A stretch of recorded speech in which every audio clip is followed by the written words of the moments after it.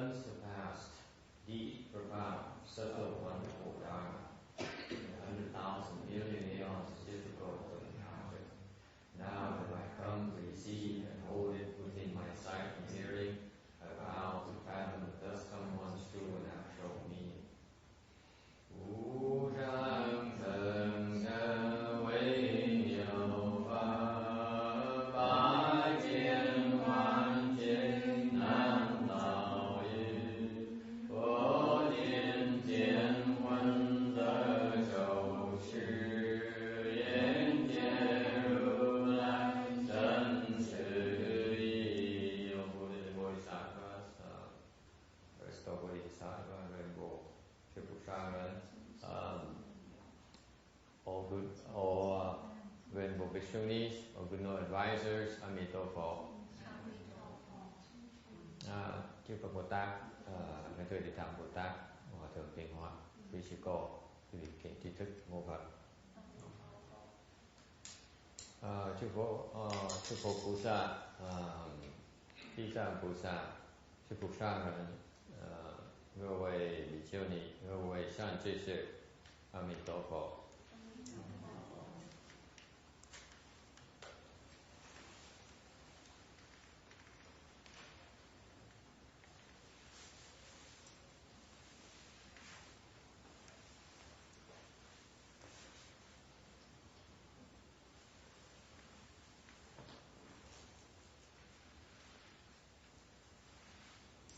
How are you tonight? I know that Carol's not here tonight. Okay, because Carol, when she's here, she wants to be a bit closer on this side because she has a hard time hearing me. Anyway, probably got caught in the traffic or something. Thôi cô mà tôi đã muốn nghe giảng kinh lái từ phía Cyprus tới đây. Chắc là kẹt xe. Okay, how are you tonight? Tối nay quý vị ra sao?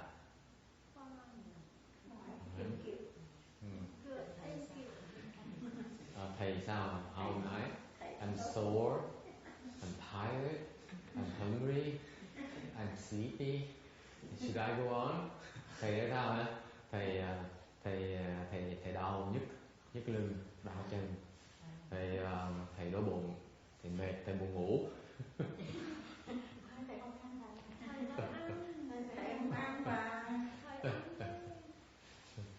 Tu khổ quá, không biết tại sao mấy con tu làm gì tu cũng chịu luôn. I just wonder whether it's worth it. Tell you the truth. After all these years, I'm not sure. Mười mấy năm rồi chứ chắc mình không biết là có đáng không. Thì ra là cái cơ hội này nó đặc biệt dễ sợ. Actually, to tell you the truth, it's a very special occasion for me because this is the very first year where we actually practice Pure Land Buddhism officially, and to be able to do a Phổ Chi with you is really a wonderful experience so far. Thì ra là cái năm này năm đầu tiên chúng tôi bắt đầu chính thức truyền bá cái pháp môn tịnh độ đó. Thành ra nếu được cái cơ hội mà tổ chức cái Phật thất này ngày với quý vị cái tuần này rất là hứng thú. Tại vì chưa bao giờ làm hết. Never done this before, to tell you the truth. So you're my first guinea pigs. Chưa bao giờ làm hết. Thành ra quý vị là người đầu tiên mà tôi thử cái Phật thất này.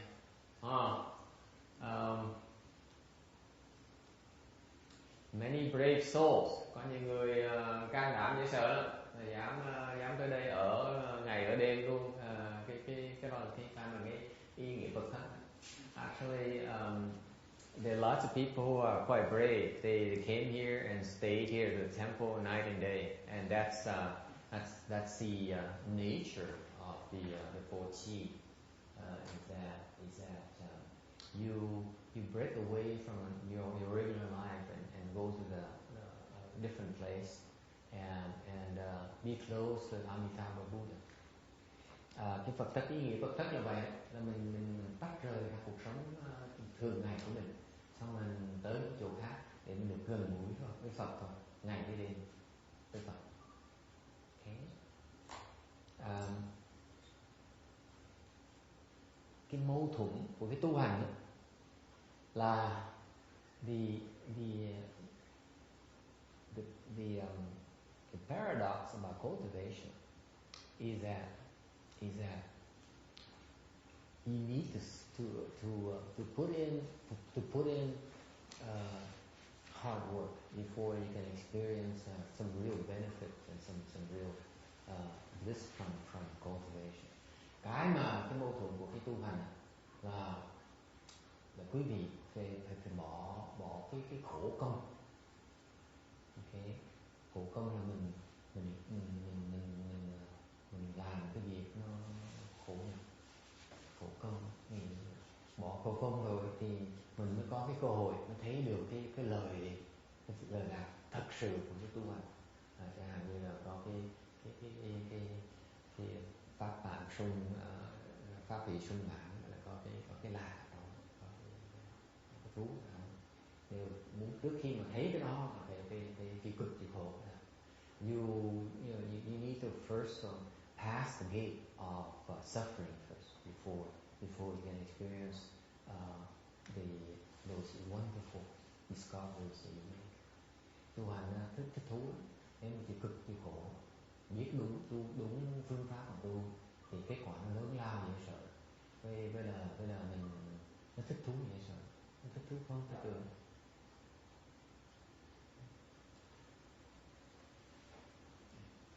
Any questions? Ai thắc mắc gì không?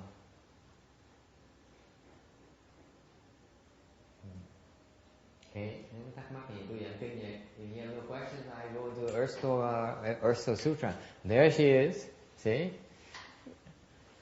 Made it through the traffic, huh? How's the traffic tonight? You can sit over here you like. And you need to turn the lights on for her because Karen likes to take notes.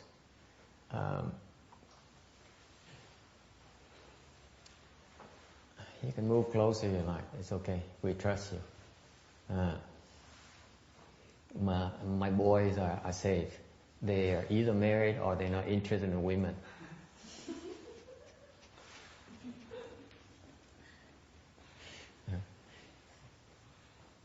Okay. No questions? Any comments about your experience so far? Tu ngày hôm nay có gì lạ không? Quý vị có thấy gì lạ không?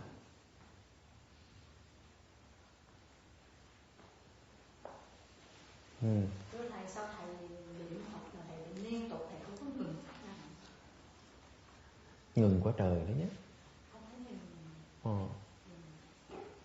Thì con niệm với con thấy ngừng. Đừng có để ý cái ngừng, mình chỉ niệm Phật thôi. Không biết ngừng, không biết không có để ý đó, cứ tụng từ từ nó khí nó thốc ra tự động, mình tụng theo nó thôi, đừng suy nghĩ. Cái niệm Phật đừng có suy nghĩ, mình chỉ tụng, mình tụng theo thôi, mình nghe lắng tai mình nghe thôi, lắng tai lỗ tai mình nghe cái niệm Phật, đừng có suy nghĩ, bớt suy nghĩ, cứ làm thôi, người ta làm gì mình làm nấy thôi.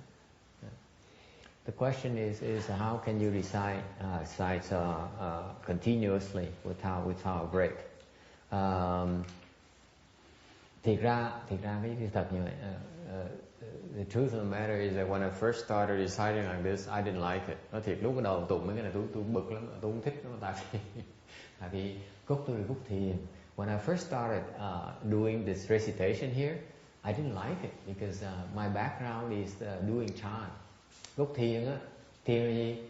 Thiền á là mình không có nói chuyện, mình nói là mất khí của mình. You know, from a chant background, you don't want to talk, you don't want to recite because when you recite, you're losing your chi. You see? Thành ra lúc đầu tôi bực cái chuyện đó, tôi nói là cái niệm Phật thì nó có cái nó không có lời. Đó là gì? What is that? Randy, what's that?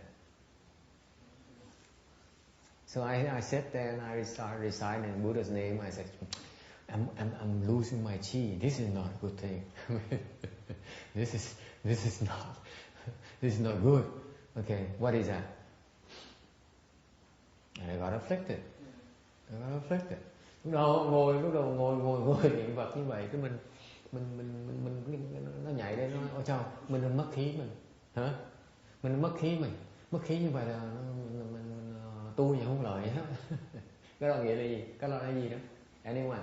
Ai biết cái đó là gì? Anyone knows what that is? It's a false thought. It makes you afflicted. Cái đó là gì? Đó là cái vọng tưởng, nó làm mình phiền não. Thành lúc cái vọng tưởng nó nhảy lên một cái, chuyện gì xảy ra? Hơi mình hụt ngay lập tức. So what happens as soon as I had this false thought that made me afflicted, I lost my chi. The chi was even shorter. Okay. So that's the thing, that's the purpose behind it. The four chi, you recite the entire day, and you recite it often enough, long enough, these false thoughts don't arise as often anymore, and therefore you can keep going without any problems. You don't realize you can't recite continuously without taking a break because your false thoughts. Có biết không? Cái do cái việc tụng cái lúc mình tu ngày như vậy thì cần ngày mình tu thì mình một ngày mình ít vọng tưởng thì có nghĩa là mình có thể tụng nhiều hơn, liên tục mà không cần nghỉ.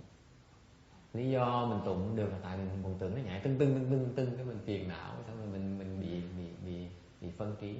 Chứ còn nếu mình đừng ít vọng tưởng, cái tụng đều không sao, chả khác gì.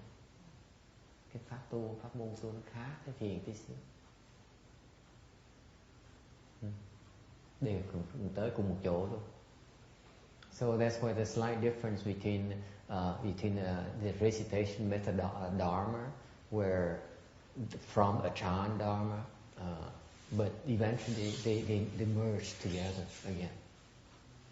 There's a purpose behind it. I'm going to tell you until when you have to teach. Maybe someday I will teach you.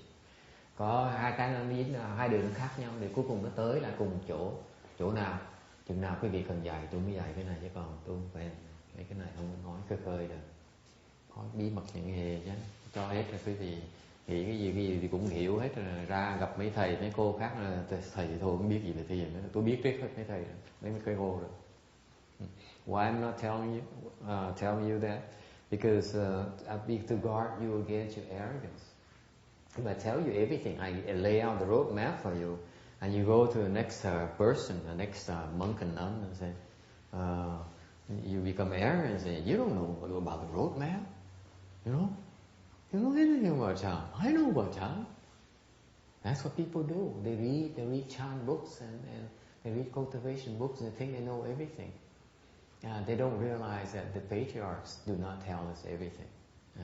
They only drop hints for us. You still need to seek clarifications. Cái mà ta hài mà cái người Việt Nam với người Tàu ta làm trật ở chỗ như vậy nè, họ bỏ sách. Cái thứ mà thích mà đọc sách là nghiên cứu sách để mà hiểu cái thiền. Việt Nam nhiều người mà mấy người cứ vào lớp vào cái là vô ra ngoài này thưa thầy, cái ý nghĩa của ngũ cái là gì? Hoặc là cái hỏi mấy cái mà hỏi cái gì hấp búa tôi cũng kẹp quá rồi, kẹp cứng rồi. Mình biết gì mấy nhiều thiền, đâu biết gì thiền đâu. Hỏi nó toàn danh từ mà có hiểu không? Ai trả lời nữa? Tôi không hiểu câu hỏi sao tôi trả lời nữa? Đó là tại dùng gọi là nói lại như vẹt, tôi không hiểu mấy cái chữ đó có nghĩa là gì hết. Mấy ông tổ sư ông giảng, ông nói ông cho mấy cái chữ ông biên chép lại, mà đệ tử chép lại trong thiền đó là ông cho một cái đại khái, một cái đường hướng thôi. Cái gì đọc xong rồi vẫn chưa hiểu nổi, đọc xong rồi tu mới thấy kèm, phải chạy tới hỏi thưa thầy con bị kèm, mà tổ sư giảng như vậy có nghĩa là sao? Tổ sư dữ lắm, không có dài đâu. Thành ra mấy người mà một sách cứ là nghiên cứu sách thiền, nghĩ là tôi biết hết thiền, biết trên pháp môn tu. Tôi cười cà cà, không biết gì hết. Anyway, lots of those people in the assemblies. They used to frighten me. Hồi trước mà tôi bắt đầu tu, tôi gặp mấy người trong tới hỏi đó, tại vì còn sa di mà mấy ông thầy bắt tôi ngồi đi giảng thiền, giảng pháp nọ, tôi run dễ sợ, mỗi lần ngồi tôi run. When I was a Shami, I was forced to speak Dharma, so I was forced to sit up here and speak Dharma, and I used to be scared of those people. They come and they drop a grenade, and my face whitened because I didn't know what they were talking about. Hồi mà còn làm sa di, lúc run sợ mấy người nữa, sợ người ta hỏi mà mình không hiểu câu hỏi, kinh hoàng, mất mặt dễ sợ. Anyway, any other questions? Earlier, did you say that when we have afflictions, Yeah. then we lose the energy? Yes. So even though it's not by anger, it's not by speech, but as soon as we give thoughts and rise to afflictions, we lose the energy. Yeah. Okay, really. Yeah. So everything is all like internal. You're draining yourself. You're draining yourself. You don't realize it. Câu hỏi là thầy tôi nói là cái phiền não làm cho mình mất cái sức lực của mình. Tôi nói đúng. Cái phiền não đó, cứ từ phiền não nó nhảy lên không là mình bị mất sức. Như vậy tu mới thấy được cái đó. You need to cultivate before you see that. What I explain to you is only words. You cannot see it. That's why you don't realize it. You need to, put in the hard work and then you see it in action. Okay? Phải tu mới thấy rõ cái đó rõ. Cái phiền não là mình tổn sức không thể tưởng được. That's why once you understand that, that's why the objective of cultivation is cut off the afflictions, so that you're not damaging yourself. When you get afflicted, you're damaging yourself. Thành cái mục đích của tu hành đó là mình chặt cái phiền não để mình không có tổn sức. Tại mình biết cái phiền não là mình tự hại này. Mình nuôi cái phiền não trong người mình rồi mình tự hại này. Thì tu lâu mới thấy được cái đó. Okay. Anything else? Yeah. Thưa thầy, nếu mà niệm Phật mà khi mà đi thiền hành hay là ngồi chỗ niệm Phật niệm lớn tốt hay là niệm nhỏ tốt? The question is when you circumambulate or you sit and recite do the fast recitation loudly. Is it better to recite loudly or recite softly?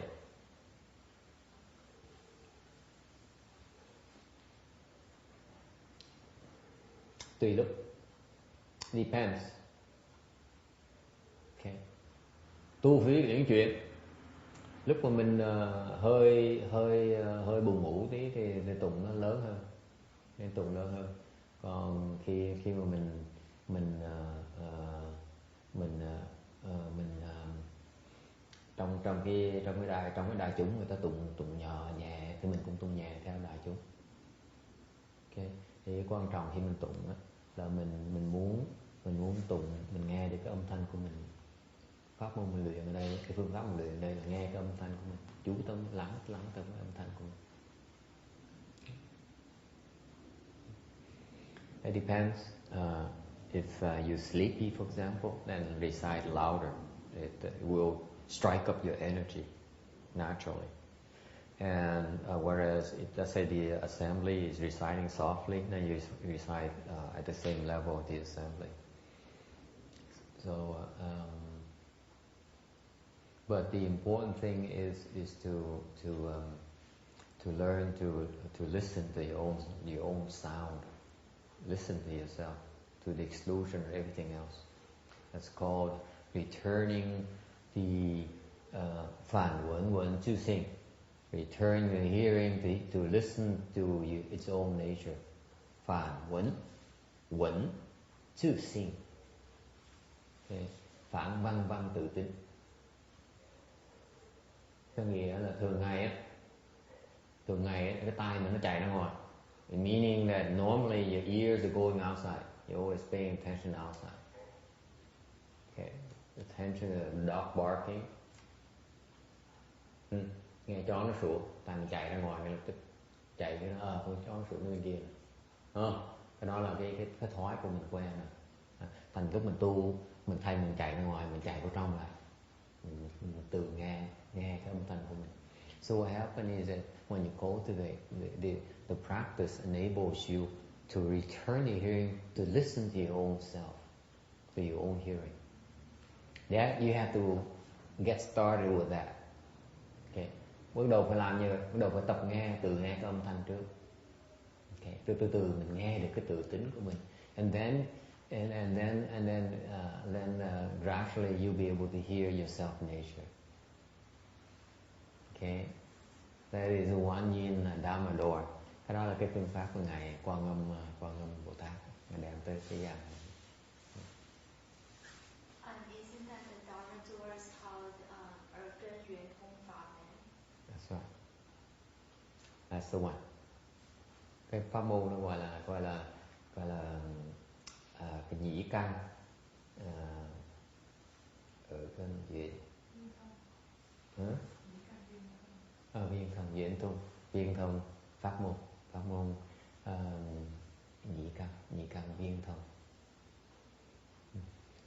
Cái con người mình á, cái dùng ngài Quan Âm Bồ Tát ngài nói ngài Văn Thù Sư Bồ Tát nói là nếu mà dùng cái nhĩ căn mình á, thì cái phương pháp nó thích hợp cho mình nhất. Yeah, that's what Manjushri Bodhisattva decided. He proclaimed that using the ear organ to return the hearing and listen to your own self nature is the most appropriate Dharma door for us. Okay, it's a wonderful Dharma door. I hope you keep at it and you see the how wonderful it gets. Cứ tu tiếp từ từ sẽ thấy càng ngày nó càng vui. Okay, anything else? Okay, we at slide 638 of the Earth Store Bodhisattva. Mình ở cái tấm 638 của cái Kinh Địa Tạng. Universal worthy reply. I have long known of the retribution of the three evil ways. I hope that the humane one will discuss them, so that living beings who do evil in the future time of the Dharma ending age may hear the humane one's words and take refuge in the Buddha.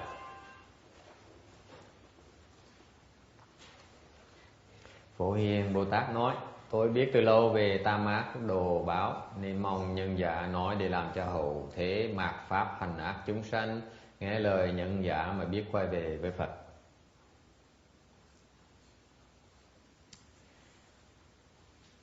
In the midst of the revolution in the wheel of birth and death, the most reliable places you can turn to is the triple jewel, the Buddhas and the Bodhisattvas.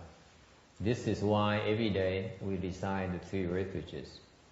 Trong cái vòng luân hồi sanh tử thì chỉ có Tam Bảo với là Phật với Bồ Tát là cái chỗ mình có thể quay trở về mà tìm thấy cái an toàn. Okay. Vì vậy mỗi ngày nào khi mình tu mình cũng tụng cái tam quy hết.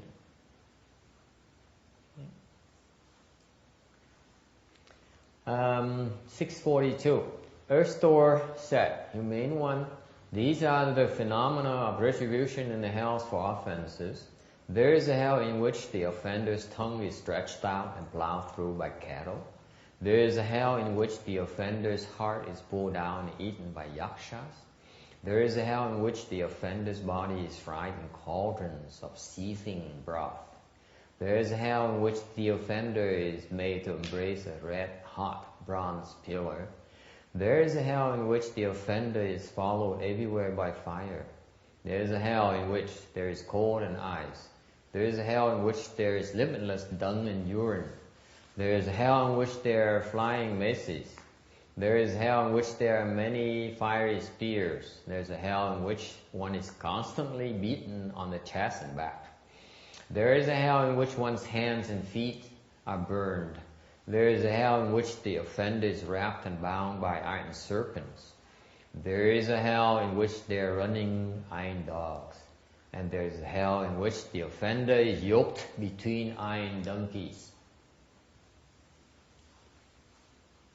Địa Tạng bạch: thưa nhân giả, địa ngục tội báo như vậy.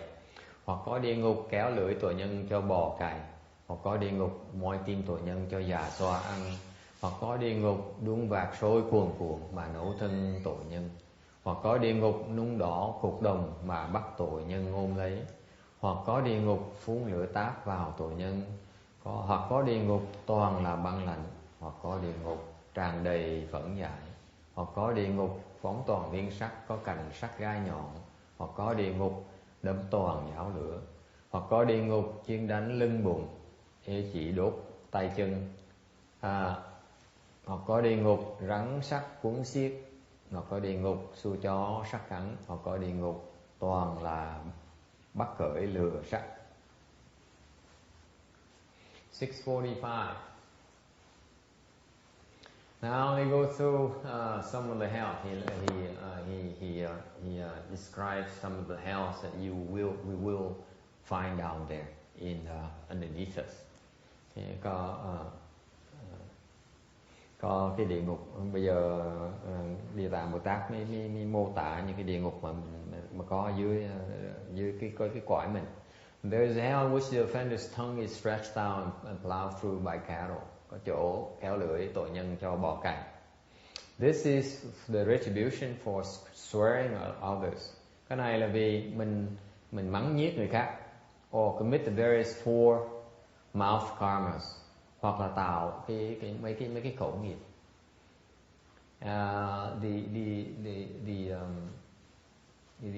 There is intense suffering and even you wish to die and you can't. Cái tra tấn này đau khổ dễ sợ, mình muốn chết cũng không được nữa. There's a hell in which the offender's heart is pulled down and eaten by yakshas. Có chỗ moi tim tội nhân cho già xoa ăn. This is for the people who indulge in evil thoughts all day long, scheming of ways to harm living beings. The evil thoughts are real abundant. Đây là cái chỗ mà những người mà ác, người ác thích nuôi những cái tư tưởng ác cả ngày, cứ kiếm cách mà để hại chúng sanh. Cái tư tưởng ác độc nó rất nhiều. Nhất là muốn thích ăn cắp của cha mẹ, của những người trưởng giả với cũng người thầy. In particular, they like to steal from the parents, the elders, and the teachers. And after death, they send here where their heart are actually eaten by the yakshas or given to dogs to eat. Sau khi chết được gửi tới đây, ở cái địa ngục này để bị mấy quỷ già xoa nó ăn cái tim, moi tim ra ăn, hoặc là cho tim cho con chó ăn. Thiệt ra trong cái địa ngục này cái quỷ già xoa tới chỗ này, quỷ già xoa lấy cái đầu gọi gì ha, tụi quỷ nó có ba cái đinh đó. Hả? Cái chĩa hả? Cái xăng đĩa hả? Cái đĩa vậy? Có cái đĩa nó đâm vào cái tim, nó phụt vào cái tim, sau nó moi cái tim ra, sau nó ăn. Thấy mình khiếp luôn. Mình đứng đợi mấy tụi nhân nó đứng đợi, thấy mấy quỷ già xoa nó đâm moi sắp hàng cho nó hành hạ. So you go down there and you see it's just you happen to fall down there, you see these yakshas using this trident, and they stick into your heart and pull it out and they eat it with gusto, frightening thing, while you wait for your turn. Okay.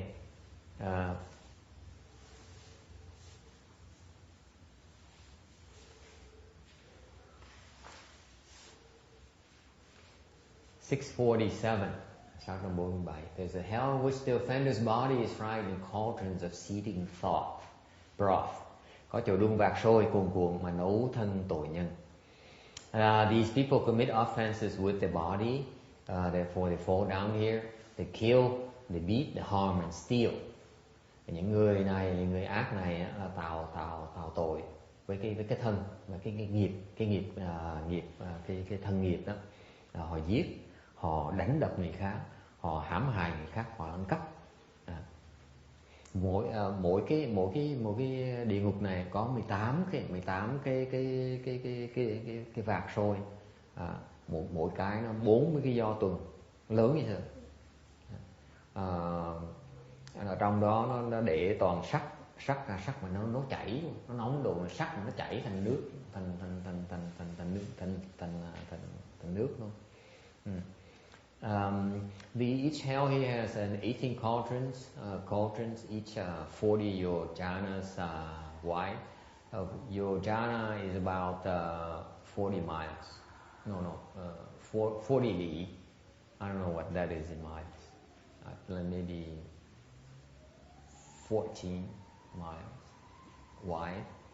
Filled with boiling iron. It's so hot that the iron has melted, has become liquid.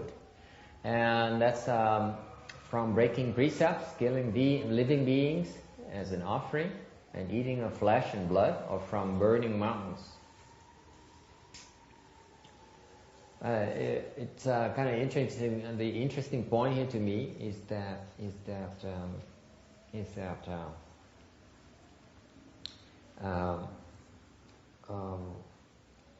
to kill living beings and use them as an offering. You cook them up as an offering, okay, and then you eat and enjoy that offering is not a good thing. Cái này tại mình phạm giới, xong mình giết chúng sanh, rồi mình dùng để mình cúng chúng sanh, nấu chúng sanh để mà cúng xong mình ăn thịt và ăn máu của chúng sanh. Hoặc là đốt rừng. Cái nhớ là cái để ý cẩn thận cái chừng này là thường mấy người mà bên có mấy người ta chuyên cúng tế, ta cúng đầu heo, cúng kiểu như vậy đó. Thì tới mấy cái nhà quý bác là toàn thấy mỗi giờ cái giỗ thấy cái đầu heo ngồi chồng trình trên cái bàn thờ tổ tiên của mình, phải không? You go to people's houses when they have they hold a anniversary for their ancestors. You look at the altar. On top of the altar, you see the head of a pig. Okay, this is not good practice. Làm mấy chuyện này không nên đó nha. Đừng có cúng cái đồ thịt, cúng đồ chay tốt hơn. Có người hỏi tôi là đem tới sẵn đem chùa tới muốn cúng cho Phật cái trứng được không? Last few days ago, somebody came to the temple and brought an offering, and they wanted to offer the offering that has eggs to the Buddhas, and they asked me whether it's okay. Nên bên Việt Nam mình còn có ăn trứng. Bên Tây Tạng có ăn trứng. You know, the Vietnamese, they still eat they eat eggs, including the monks and nuns. They eat eggs. Vietnamese temples. I don't think it's a good idea. Tôi nghĩ cái chuyện ăn trứng là chuyện tốt nha, không nên ăn. Mấy chùa Việt Nam mấy thầy mấy cô còn ăn trứng là không tốt. Actually, I went to a Hong Kong temple and they also ate eggs as well. Tôi ở một vài ngày ở cái chùa Hồng Kông trên San Jose cũng ăn trứng nữa. Ăn trứng, hành, ăn tỏi. Ăn ngon lành lắm, nấu ngon dễ sợ.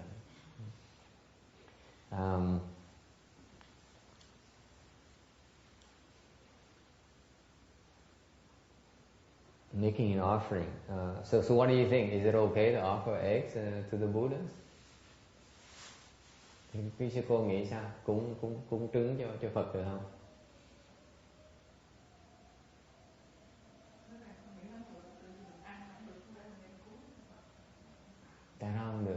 She said, I know you can offer the eggs things to the Buddha. Oh, by the way, I forgot to explain to you that not only the Vietnamese, but also the Hong Kong people, the Chinese people, but also the Tibetans, they also still eat meat and eggs and all those stuff. And they call themselves Mahayana. Nhất cái bên phía Tây Tạng đó, họ vẫn ăn thịt với ăn trứng, họ tự gọi họ là Đại Thừa. Tôi lắc đầu, tôi không chịu luôn. I have a problem with that. Mahayana, we don't eat meat. Yeah. I guess in Tibetan Buddhism, that when they offer meat, maybe it has to do something back in Tibet, where because the vegetables were such as scarce, so nowadays, even though the Dalai Lama said you shouldn't be still eating meat in the U.S., but there's still a group of the Tibetan Sangha where they still offer meat, but then they use certain prayers like mantras to purify, and they flow over on the meat. Once they offer to the Buddha has already been purified, it is no longer meat. It is in the purest form that they do, like a ritual before they offer to the triple jewel. You buy that? Do you buy that? That's what you heard. That's what you read. That's what your Rinpoche taught you. Do you buy that? Let me translate. Think about it. Cô kể, tại vì trước cô theo chùa Tây Tạng, cô nói mấy chùa Tây Tạng họ có lý do ăn thịt, ăn cá, ăn trứng là tại vì nhiều khi cái xứ nó cằn cõi trồng cây không được, thành không có đồ chay mà ăn, thành phải ăn thịt, thấy không? Thì lúc mà họ ăn thịt á, họ để cái dĩa thịt đó mà nấu thơm phức thơm ngát như vậy, xong rồi họ tụng cái chú một cái thịt bụi như nó thành thịt thanh tịnh. Pháp hay dễ sợ không? Tôi hỏi cô ngược lại, câu hỏi cái đó là người ta giảng như cô nghe cái thầy Tây Tạng dạy cho cô như vậy, cô có tin gì không? Quý vị có tin không? Well, do you believe that? Beginning, I was turned off, and then eventually I did honestly. So the answer is yes. You believe that? Okay. Cô nói lần đầu cô khó chịu, cô tởm, xong rồi từ từ cô bắt đầu cô tin. Okay. Quý vị nghĩ sao? What do you think? Well, yeah, you can eat it. You can eat it? Is it purified? It's a couple of things. First of all, is it purified? Number two, can you eat it?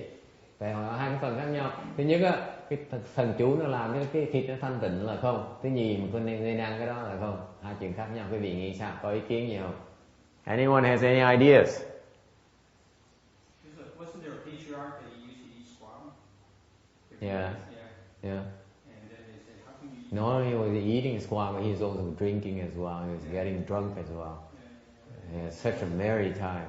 That's my kind of monk. And he said that if you really can see it, then every time he ate those, he can blow out the live birds, the spirit flies them out. Yeah. So I think there's a saying, if you can eat a cow in one bite, you can eat meat. Okay. You can eat the whole cow in one bite. 600 pounds, 1,000 pounds in one bite, then it's okay. Hôm nay ông kể là có một cái tổ sư Thiền Tông bên Thiền Tông á, ông ăn thịt xong rồi xong là ăn thịt xong ông khạc ra một cái con bồ câu nó bay ra từ miệng ông. Tôi nói không phải ông có ăn thịt không á, ông còn uống rượu nữa, uống rượu say tiêu lý nữa. Mấy thầy bởi vậy tôi thích thiền như vậy đó. And this is why I was fascinated with Chan at the first place. I said, wow, I have the best of both worlds at the same time. Còn mới nói tiếp á, là nếu mà ăn thịt được, nếu ăn thịt đó, được muốn ăn thịt đó, là ăn một con bò một miếng thôi, ngậm một con bò cái miệng đó, một miếng thôi, ăn nó được như vậy thì ăn thịt được.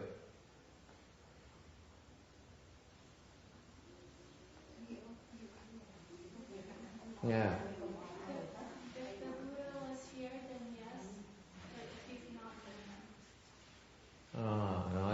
Phật còn ở lại đây thì mình có thể ăn thịt được, Phật không có thì mình không được. Okay, let me get a little bit more personal here. Do you think the Dalai Lama can do that? Because I know he eats meat. You asked me if Yes, I'm asking all of you. Tôi hỏi cho cái nó rõ ràng nha. Tại vì cái tụi Tây Đàn nó tới Việt Nam mình nhiều lắm. Tôi hỏi quý vị cho rõ ràng là quý vị nghĩ ông Đà La Lạt Ma có làm gì được không? Ăn thịt bồ câu xong ông khạc cái ngoài bồ câu nó bay ra được không? I'm asking you. Exact. Tại vì sao tôi hỏi như vậy? Tại vì tôi biết là ông Đà Lạt Ma ăn cá ăn thịt tùm lum ra, người ta mời ông tới là ông ăn thịt con cá, tôi loạn sang ngầu hết. Okay? it's easy to answer. You just look at the patriarchs, right? Master Shuwa, Master Shuyan. Did they eat meat? But they're Chinese, they're not Tibetans. They're Chinese, there's different traditions. Foremost cultivators in our time, people that we supposed to emulate and know that have the path and woke up already, and they don't eat the meat. So if they don't eat it, it's beyond me. Why don't they eat the meat at the first There must place? be a reason for it. I don't know. What's the reason you think? Probably has to do with is you create conditions with those animals and you become like them. Không nói là mấy tổ sư như ngài Tiên Hóa với ngài Hư Vân đâu có ăn thịt đâu. Tôi ngược lại, tôi nói là mấy ông người đó là người Tàu, đâu phải Tây Tạng đâu. Tây Tạng nó có pháp tu Tây Tạng riêng, ha? Mỗi cái pháp môn nó khác nhau, sao mà so sánh được? Để tôi hỏi nếu mấy tổ sư mà người ta không ăn thịt thì tại sao người ta không ăn thịt? Tại sao vậy? Nói là tại vì sợ tạo cái duyên với những gọi là chúng sanh trật, rồi họ chúng sanh thành bậy vậy. Is it because of precept?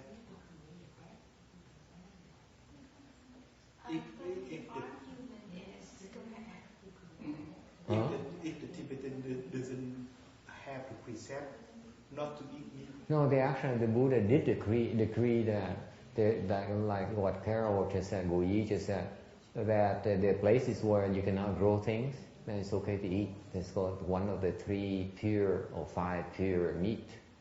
So it's okay to eat meat. Yeah, right, correct. So the argument is back in Tibet, what was still now in Tibet, that because they have such a limited choices, in order to survive and spread the Buddha Dharma, they were given no choice but then to eat the yak. But they consume the whole yak for living, but not for pleasure or amusement. It's part of the Tibetan culture. Do you buy that? But that's part of the climate. No. I'm asking you. Use your common sense. Do you buy that? That they consume the yak, the meat, just for subsistence and not for pleasure? For the Tibetan monks. Yes. Do you buy that? Do you buy your Rinpoche, the one that explains things to you?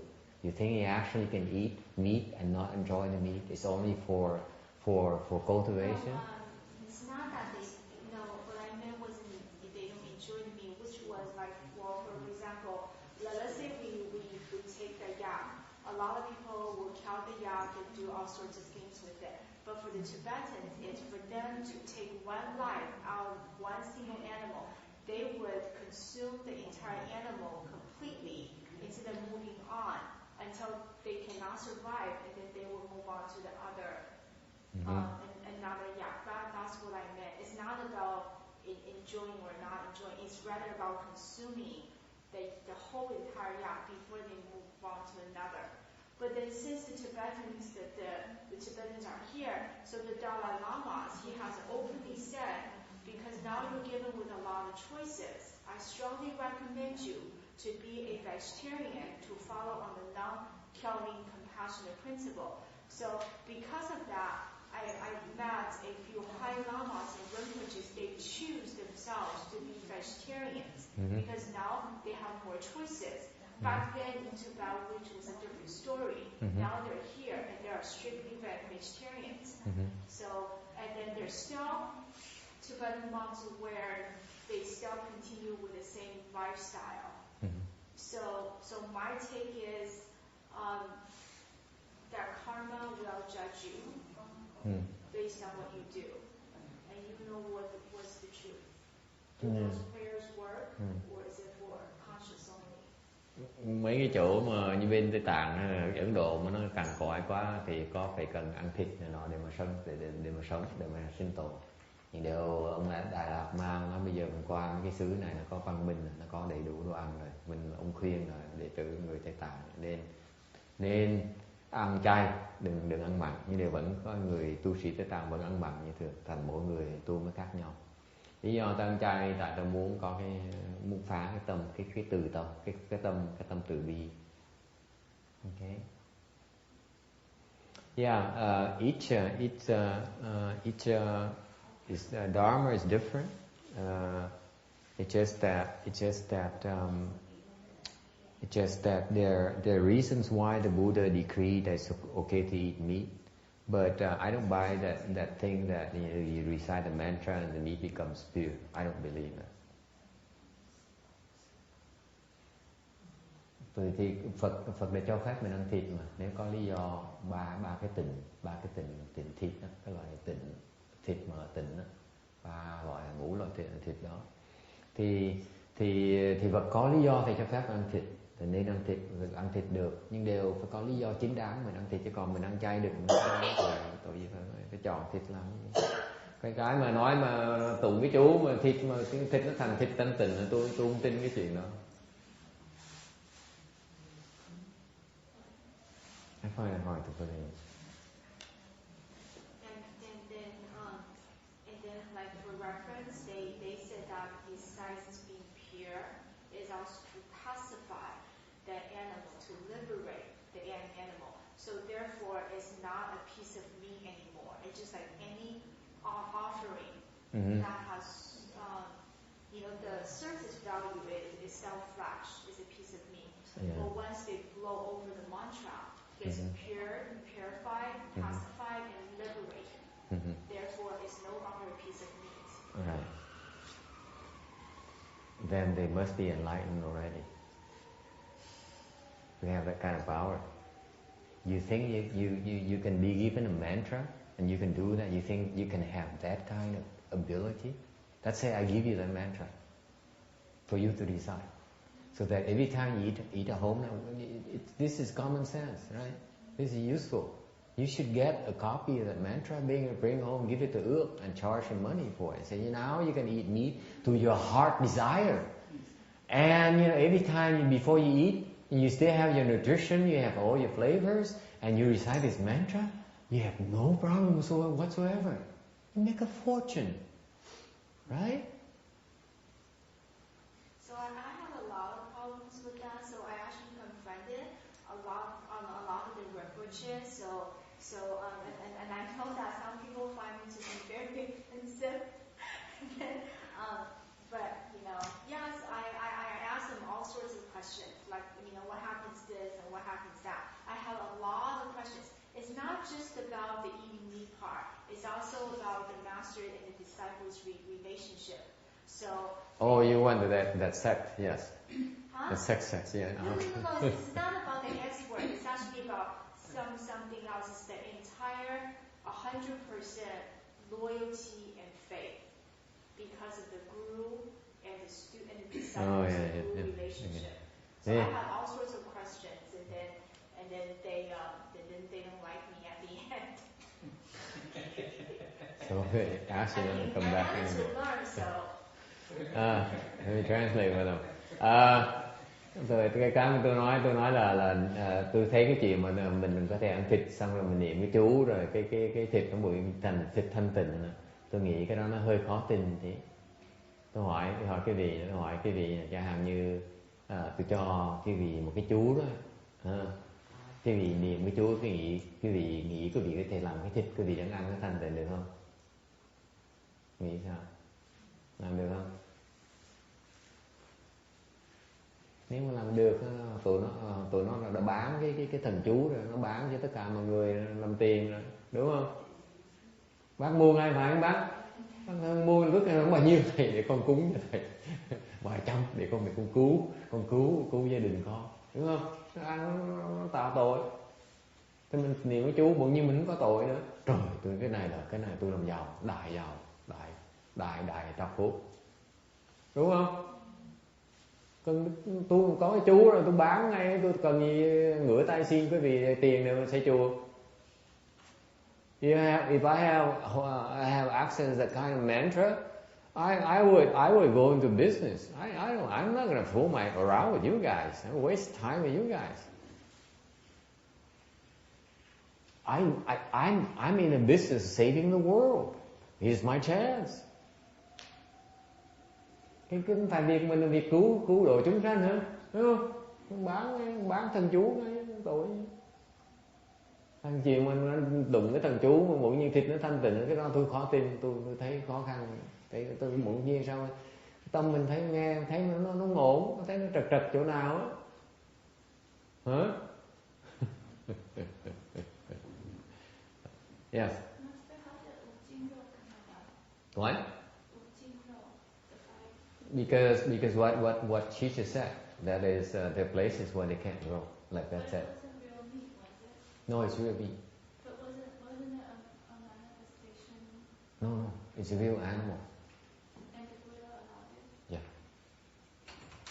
But did he do something before he allowed it? No, basically it's considered pure meat when they meet certain conditions, like it's like, for example, an animal dies of old age, or falls down a cliff and dies. Then you get the meat and eat because you didn't kill that animal. Then it's okay. It's considered pure meat. Okay. But what if it's in the supermarket right now? You didn't kill it. Well, it was killed for you. There's where pieces and fire. You didn't see it, but it was killed for you. If you didn't buy it, they wouldn't kill it. So it's a very lousy excuse, Janice. It's like the mantra excuse. Well, people tell me about that. They say it's okay, just eat it. Don't be a vegetarian. Yeah. They use that as a reason. Yeah. And you look at a person closely, it has a tail behind you, it has horns, it has tridents.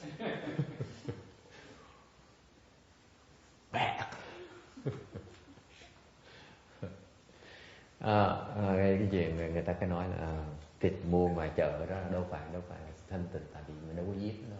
Tôi nói nếu mình giết là cho cái vị nghĩ người ta giết mấy con bò để cho ai ăn bây giờ.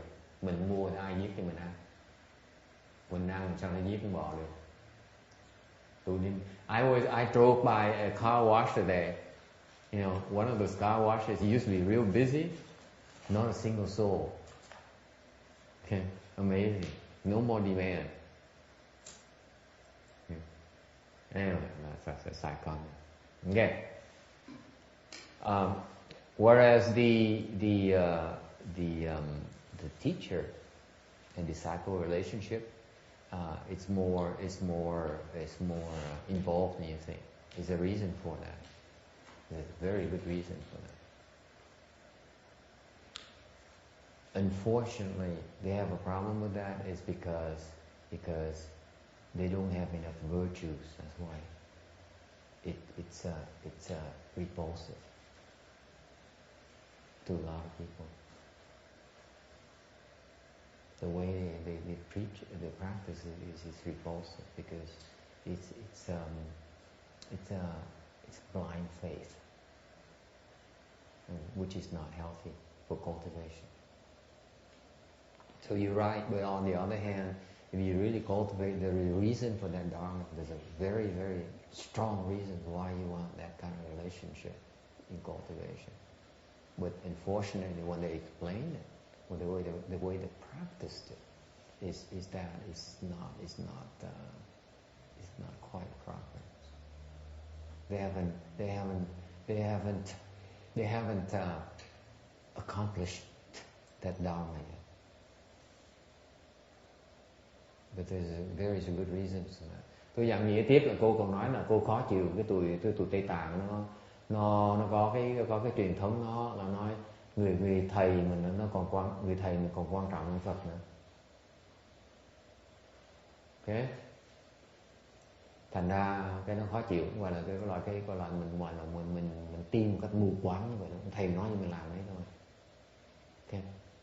Cái đó cô nghĩ cô khó chịu cho nó, cô hỏi người ta không thích cái chuyện đó. Rồi tôi nói cái pháp nó có cái lý do, cái pháp nó có cái pháp rất quan trọng. Nhưng nếu cái pháp đó lý do mà nó có cái lủng củng là tại vì cái người tu cái pháp đó nó chưa tu tới nơi tới chốn rồi. Thiếu cái đạo đức. Cái pháp đó mà tu cái pháp đó mà không, if you practice that dharma and the dharma is not based on virtuous conduct, it causes a lot of problems. Cái pháp mà người thầy còn quan trọng hơn Phật với Bồ Tát nữa. Okay? Như tụi Tây Tạng nó có, bên Mật Tông cũng có. Cái pháp đó mà nếu tu cái pháp đó mà không dựa cái đường lối đó mà trên cái đạo đức á, thì nó phiền vậy sao? Có nhiều cái phiền, nó có những cái đại tai hại vậy sao? Tai hại vậy sao? Okay. Anything else? How do you get to the Tibetans? Cũng như sao mà lọt tới tụi Tây Tạng vậy ha? Well, they're everywhere. Ở đâu nó cũng có. 648. There's a hell in which the offender is made to embrace a red hot bronze pillar. Oh, by the way, you're new, so you don't know. I'm not impressed with the Tibetans, by the way. You're not impressed? No, not at all. I have yet to see a Tibetan monk that impresses me.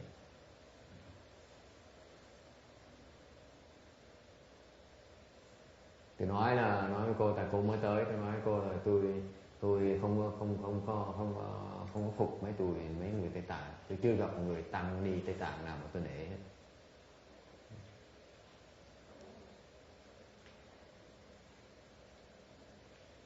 There's a hell in which the offender is made to embrace a red hot bronze pillar. We're on slide 648. Có chỗ nung đỏ cục đồng mà bắt tội nhân ôm lấy. This is from the oversexed people, especially they destroy others' chastity. That's why they fall down there. Cái chỗ này là mấy người mà cái lòng dâm dục nó hơi nặng, nhất là phá cái sự trinh tiết người khác.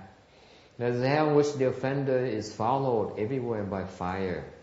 Có chỗ phun lửa táp vào tội nhân. For applying pressure on good people. Đó là tại vì mình áp lực cho những người tốt. Người ta đang thu Phật thức mà tới áp lực người ta làm việc. For example, people are practicing the Phổ Trì and you come and ask them to do something. Pressure them to do something. Cái đó không tốt. So you can't run away from the fire. That's why you end up being burned to death. Cái chỗ này là lửa nó khắp nó rượt mình chạy không kịp, chạy thoát mình, thành lửa nó đốt mình.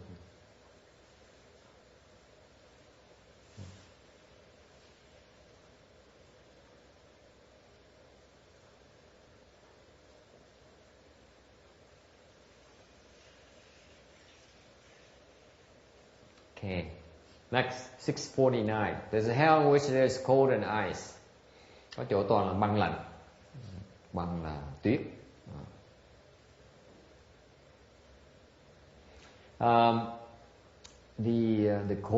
The cold wind and icy water, the freeze and your body parts all get frozen and cracked for not being good karmas. Chỗ nó lạnh như vậy là cơ thể mình nó đông lại xong nó nứt xong nó bể. Tại vì mình làm việc bất thiện. Okay. There's a hell in which there's limitless dung and urine. Có chỗ tràn đầy phẫn dại. There where you are forced to eat urine, eat the excrements and drink urine. The tongue and your heart are infested with excrement bugs. Cái chỗ mấy cái tù nhân đó bị bắt uống nước giải với là ăn phận. ăn phân. Cái lưỡi bây giờ cái tim mình nó đầy hết là mấy cái loài bugs. Hả? Bọ, mấy bọ, mấy cái loài bọ nó thích ăn. Thiệt ra lúc mà họ mấy cái lúc mà họ mấy cái tội nhân họ thè lưỡi ra, họ lé lưỡi ra như vậy, là cái lưỡi họ toàn là bọ ở trong á. Bọ nó ăn cái lưỡi của họ. Nó bọ nó thích ăn cái lưỡi của tội nhân này. Cách ta tra tấn như vậy. What happens is you stick the tongues out, you see that it's full of bugs, excrement bugs. They're gnawing away at the prisoners' tongues. Break the 8 vegetarian precepts and incur evil karmas. Vì bất tịnh, I have a typo here. Với những cái ác nghiệp hoặc là phạm mấy cái 8 cái bát quan trai giới. Okay, here we go. Bát quan trai. Tu tầm bậy. Tới chùa mà tu bát quan trai á. This happens a lot in the temples nowadays, especially Vietnamese. I don't know about the Chinese, and maybe you tell me about it. Maybe you Chinese people can tell me about it. I know more about the Vietnamese as a fact. The Vietnamese temples, when they practice the 8 vegetarian precepts, they eat in the afternoon.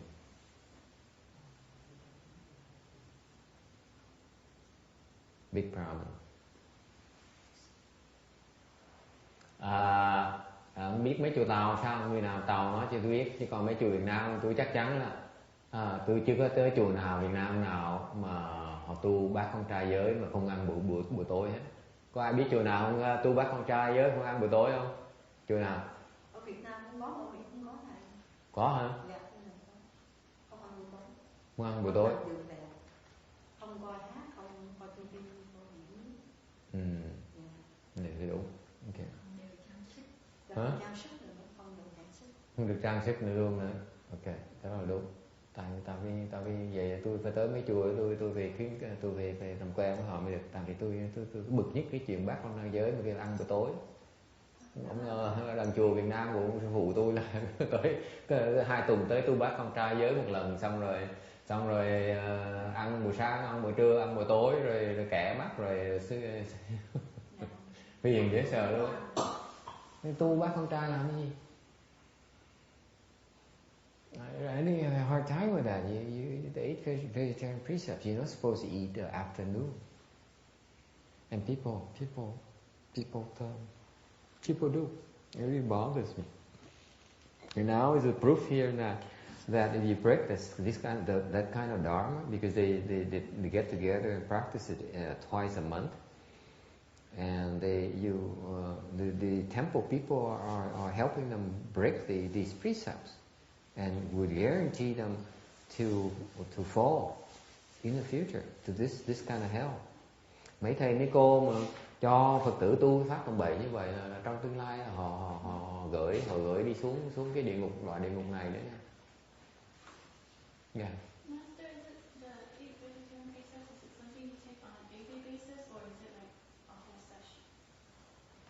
It's up to you. For example, when I was at CCTV for the Earth Store Sutra for 1 week, I accepted the 8 vegetarian precepts. But on the second day, someone told me just go eat dinner. And he said, it's okay, it's over, it's a daily basis thing. No, it depends. It depends on your preference. You can do it 1 day, you can do it 1 week, you can do it for the entire year, you can do it for 10 years. So if you do it for 5 days, do you have to accept it every single day for 5 days? No, when you take the precepts, there's a section where it says I vow to observe these precepts for a period, either half a day, and that kind of thing. All right. Anything else?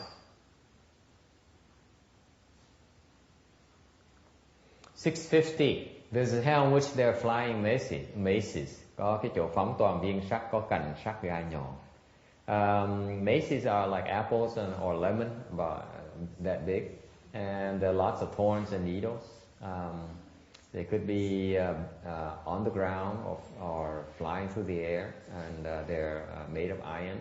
They spear our head and eyes and our body parts.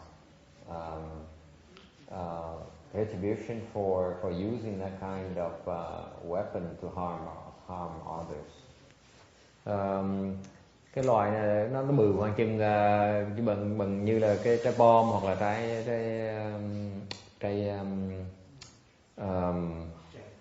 chanh. Thank you. Nó có nhiều gai nhọn lắm, rồi nó có thể để gặp nó ở trên mặt đất hoặc là nó bay trong không trung, nó tới nó đâm thủng cơ thể mình.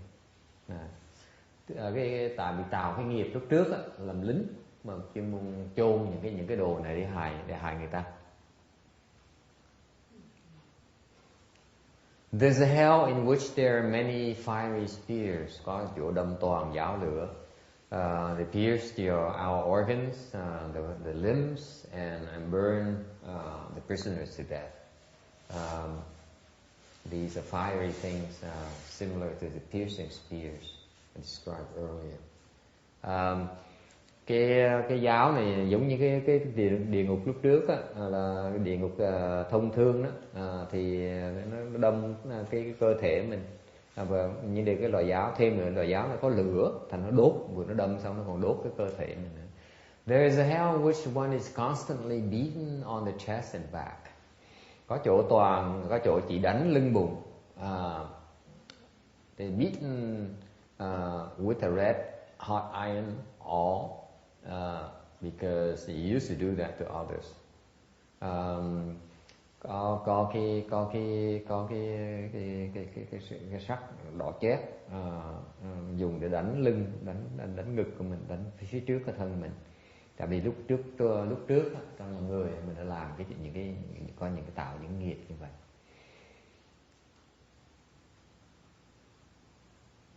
There's a hell in which one's hands and feet are burned. Có chỗ chỉ đốt tay chân.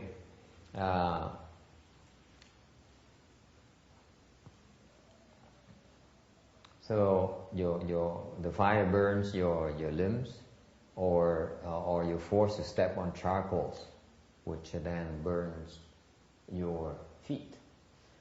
Lửa nó đốt tay chân mình, hoặc nhiều khi người ta bắt mình đi chân trên cái than lửa đốt cái chân mình, đốt cháy xèo. We are on slide 652. There's a hell in which the offender is wrapped and bound by iron serpents. Có chỗ rắn sắt quấn xiết. These iron coils around you, and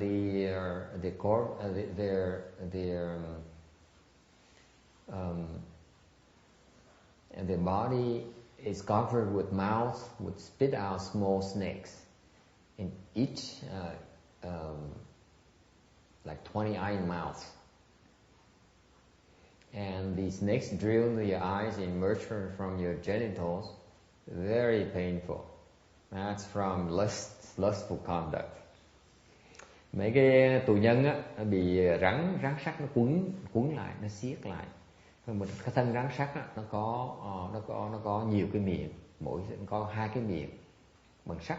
Một cái miệng nó mở ra một cái là có mấy con rắn nó đâm vào con mắt của mình, xong nó chui ra cái bộ phận khác. Đó là vì mấy cái tội, mấy cái hành dâm dục. There is a hell in which there are running iron dogs. Có chỗ xua chó sắt cắn. The iron dogs are chasing after the prisoners and maim them and then kill them. Mà cái chỗ này là chó sắt nó xua đuổi mình để nó cắn mình, cấu xé mình, xong nó giết. There's a hell in which the offender is yoked between iron donkeys. Chỗ toàn là bắt cởi lừa sắt. During the Kashyapa Buddha, a monk used to give himself twice a serving, so 3 times his share of the food and drinks. And when the other monks reprimanded him, his reply was, I toil a lot as a cook, and you guys are not grateful. Although your body is as healthy as a donkey, but your merit and virtues are beneath them. And therefore, after death, this monk here receives the donkey body as retribution. In this hell here, the prisoners are made to ride, and the donkeys and the fire burn the bodies. Thời cái Phật có một Phật Ca Diếp, thì có một cái người tu sĩ đó, lúc mà ăn á, ông tự cho ông đồ ăn 2-3 lần nhiều hơn là những người khác. Thì những cái người tu sĩ khác mắng ông á, thì ông nói tôi làm việc cực nhọc, nấu ăn cực nhọc trong đó mà quý vị không có biết ơn, không thành ra mặc dù cái thân thể quý vị nó khỏe mạnh như là con lừa, nhưng đều cái phước, cái công đức quý vị nó còn dưới cái con lừa nữa. Vậy sau khi chết á, người tu sĩ này á, được cái thân con lừa và cái quả. Thì những cái người tội nhân này á, bị cởi cho mấy con lừa này và bị cái lửa của mấy con lừa nó đốt cháy họ. Okay, any questions?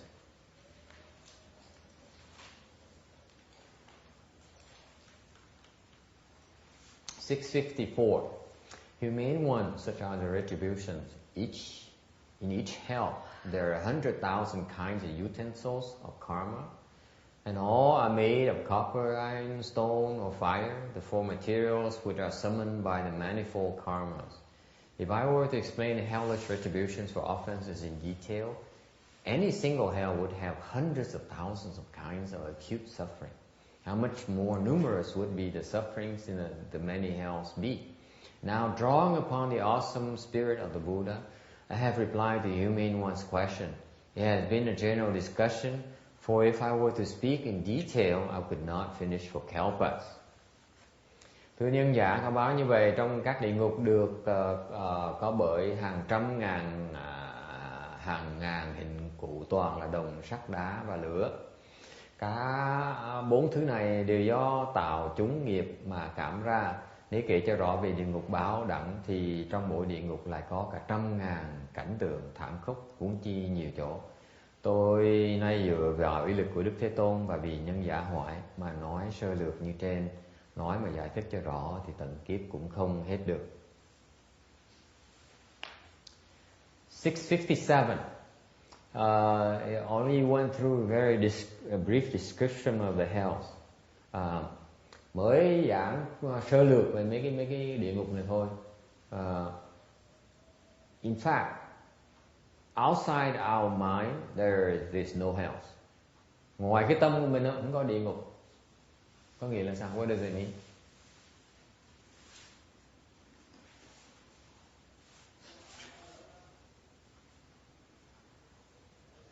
Có nghĩa là sao? We create our own hells from our evil thoughts. Có nghĩa là mình tạo những cái địa ngục đó bởi những cái tư tưởng ác độc của mình. Okay. The salient feature of the hells is that there's no host, there's no president, there's no king in the hells. And they're creating on the fly in response to living beings' karmas. Cái đặc điểm của mấy cái địa ngục này là không ai làm chủ, không cần người chủ, không có tổng thống, không có địa chủ. Mà những cái địa ngục đó, tự động nó tạo ra để mình trả cái nghiệp ác của mình. Okay. If living beings have no discrimination, how can there be suffering or hell? Nếu chúng sanh mà không có cái tâm phân biệt thì làm sao có sự đau khổ và có cái quả địa ngục được?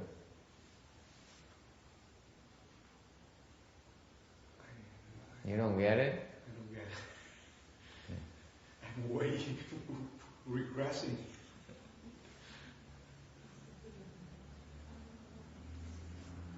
Ông hiểu cái này. Someone help him out. Có nghĩa là sao? Cái tâm phân biệt nó làm cho mình khổ, tạo cái địa ngục. Tại sao vậy?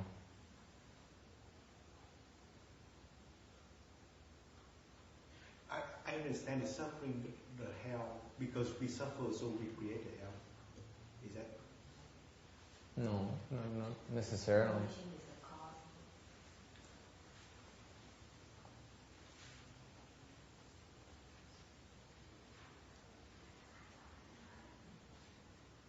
The cause of all your sufferings is your discriminating mind. Cái khổ của cuộc đời mình á là tại vì cái tâm phân biệt của mình. Vì vậy đấy,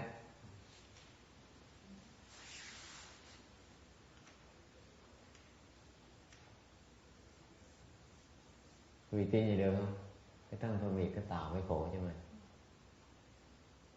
Nếu tin được, how can you buy it? I don't get it. You guys are so stupid. Huh?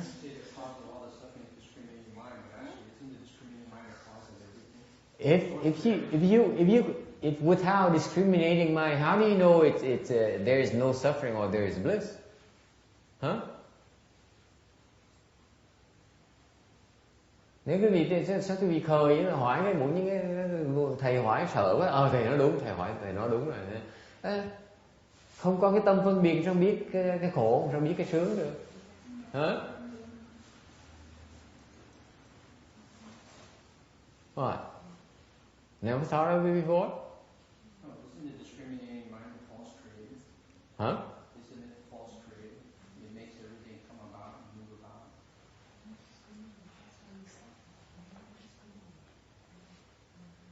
Basically, it's a source of birth and death, isn't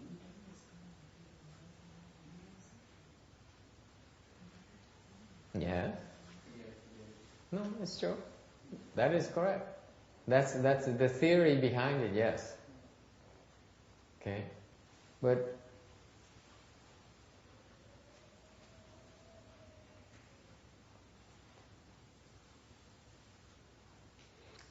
cái tâm phân biệt mình á là nó tạo cái sự luân hồi của mình, là sanh tử của mình. Cái luân hồi là cái khổ đó, cái gì không biết đó. Cái gì mà còn ở trong luân hồi nó vẫn còn khổ, vẫn chưa thoát khỏi cái khổ. Chẳng hạn như sinh qua trời khổ chỗ nào? That is correct.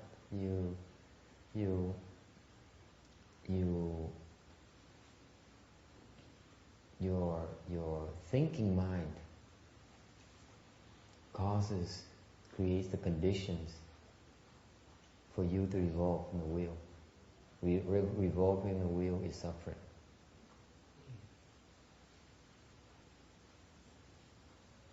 Okay? It's not fun. Trust me. The question I ask you is, so you're born in heaven, you enjoy all the pleasures and the blessing. What's suffering about it? Sinh qua trời khổ chỗ nào? You still in the world. It's temporary. All the fun is only temporary. All the good moments are temporary. They don't last. If you seek after those good moments, transient moments, you're miserable. Wrong model. Wrong approach. Cái sướng đó là chỉ tạm bợ thôi. Nếu mình đeo đuổi cuộc đời mình, đeo đuổi cái sướng tạm bợ đó, okay, thì mình sướng một lúc ngắn ngủi thôi. Cái khổ mình mình vẫn không thoát được. Trước sau mình phải khổ. Mà cái khổ đó, khổ nó lớn như sao? Khổ nó lớn mà nó nặng hơn, nó nặng nề hơn cái sung sướng tạm bợ của mình. Chẳng như mê ổng, thương ổng, rồi ổng dù ổng cưới về đẻ bầy con với ổng, xong mình khổ cả suốt đời mình luôn. Mình biết tôi nói vậy á, cười. So why is it that good moments always tend to be less than the bad moments? Why wouldn't they be 50-50, half-half? because you deserve it.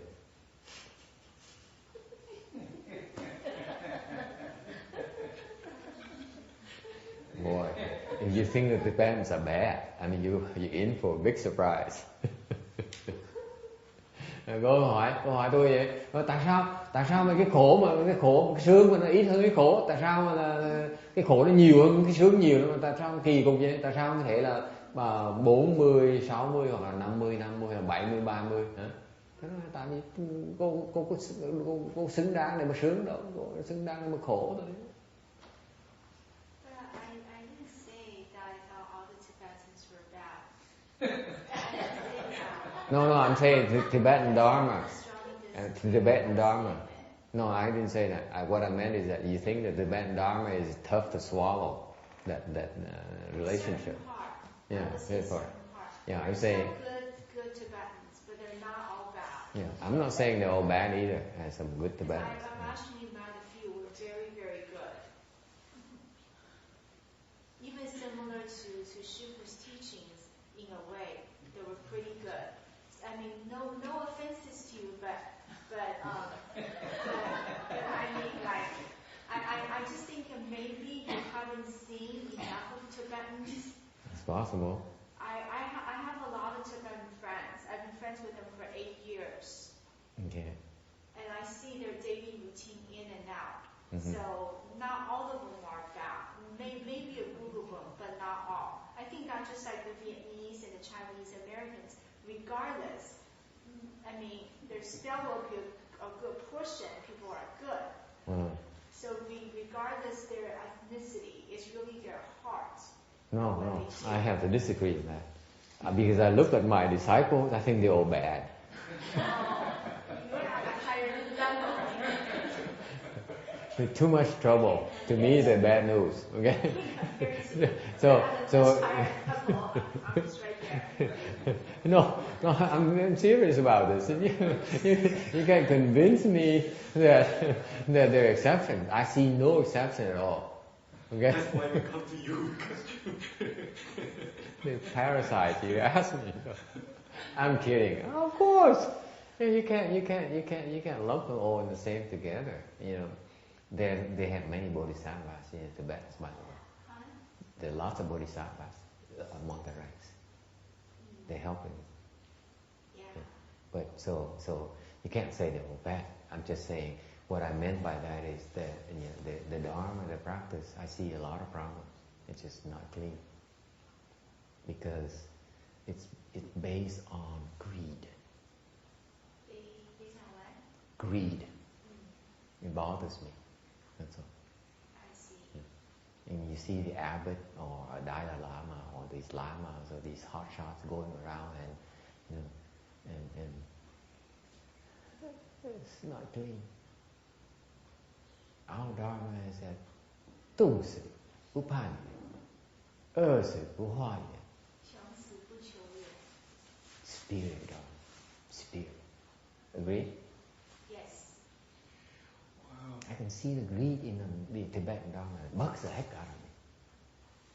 Huh? Because of that, because the greed seats in their Dharma, they cannot make it. They will not make it. You follow it, you're wasting time. Right. I agree. They may be good people, but that's those subtle things will prevent them from understanding the truth, seeing the truth. Tôi nói chuyện mà tôi là chỉ trích mấy người Tây Tạng tí là tại vì tôi thấy cái pháp Tây Tạng tôi không thích lắm, tại vì cái pháp họ nó còn tham gì. Nó hỏi cái nhìn kỹ thấy còn tham nhiều lắm. Khi một cái tham như vậy là nó không thể cái gì không thấy được tu tới nơi tới chỗ. Bên cái pháp ông Tiêu Hóa ông truyền qua cái nước Mỹ này ông đem từ tàu qua đây, pháp ông là gì? Chết cống cũng không phan duyên, đói cũng không xin để mà ăn, xin đồ ăn. Nghèo mạt rệp đó.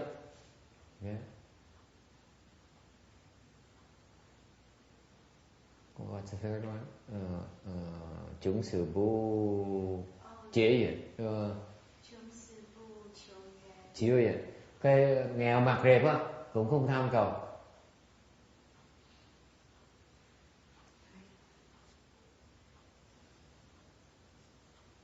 Vì so sánh pháp tư hóa, pháp Tây Tạng, xong mà so sánh nhau đại bên pháp người Tàu ta hay hơn nhiều.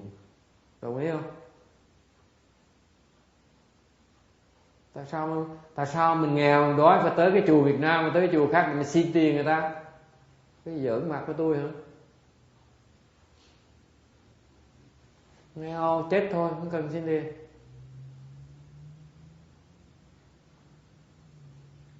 It bothers me because I see all these people going to, to Taiwan, going to Vietnam, going to Vietnamese temple, Taiwanese temple, Hong Kong temple. We need your support. We need to build our hospital. We need to build our monastery. We need to buy blankets for our monastery back in India. We don't have enough blankets. But there are a few that I've met. This came from the abbot of these temples. Yeah, but the abbot doesn't mean they're the best, top notch. Of course not. But luckily I've met a few that they don't seek any momentary. Of course, they always some. In return. Yeah, they always some. Very few Yeah. that I've met. Yeah. And they're vegetarians too. Yeah.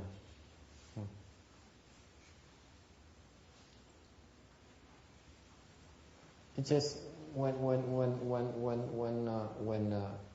you do like that, you're creating problems. And also, I just wanted to add a little clarification when you talk about the guru and the disciple relationship, because I don't want people to misunderstand. Maybe not you, but me. I just don't want people to misunderstand my interpretation.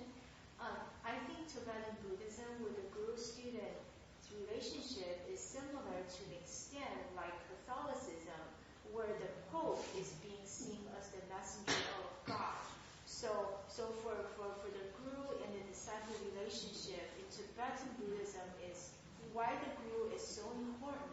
The relationship is that from the statue of the Buddha, you cannot learn Dharma. The Dharma has to be transmitted to the guru to transmit the Dharma to you.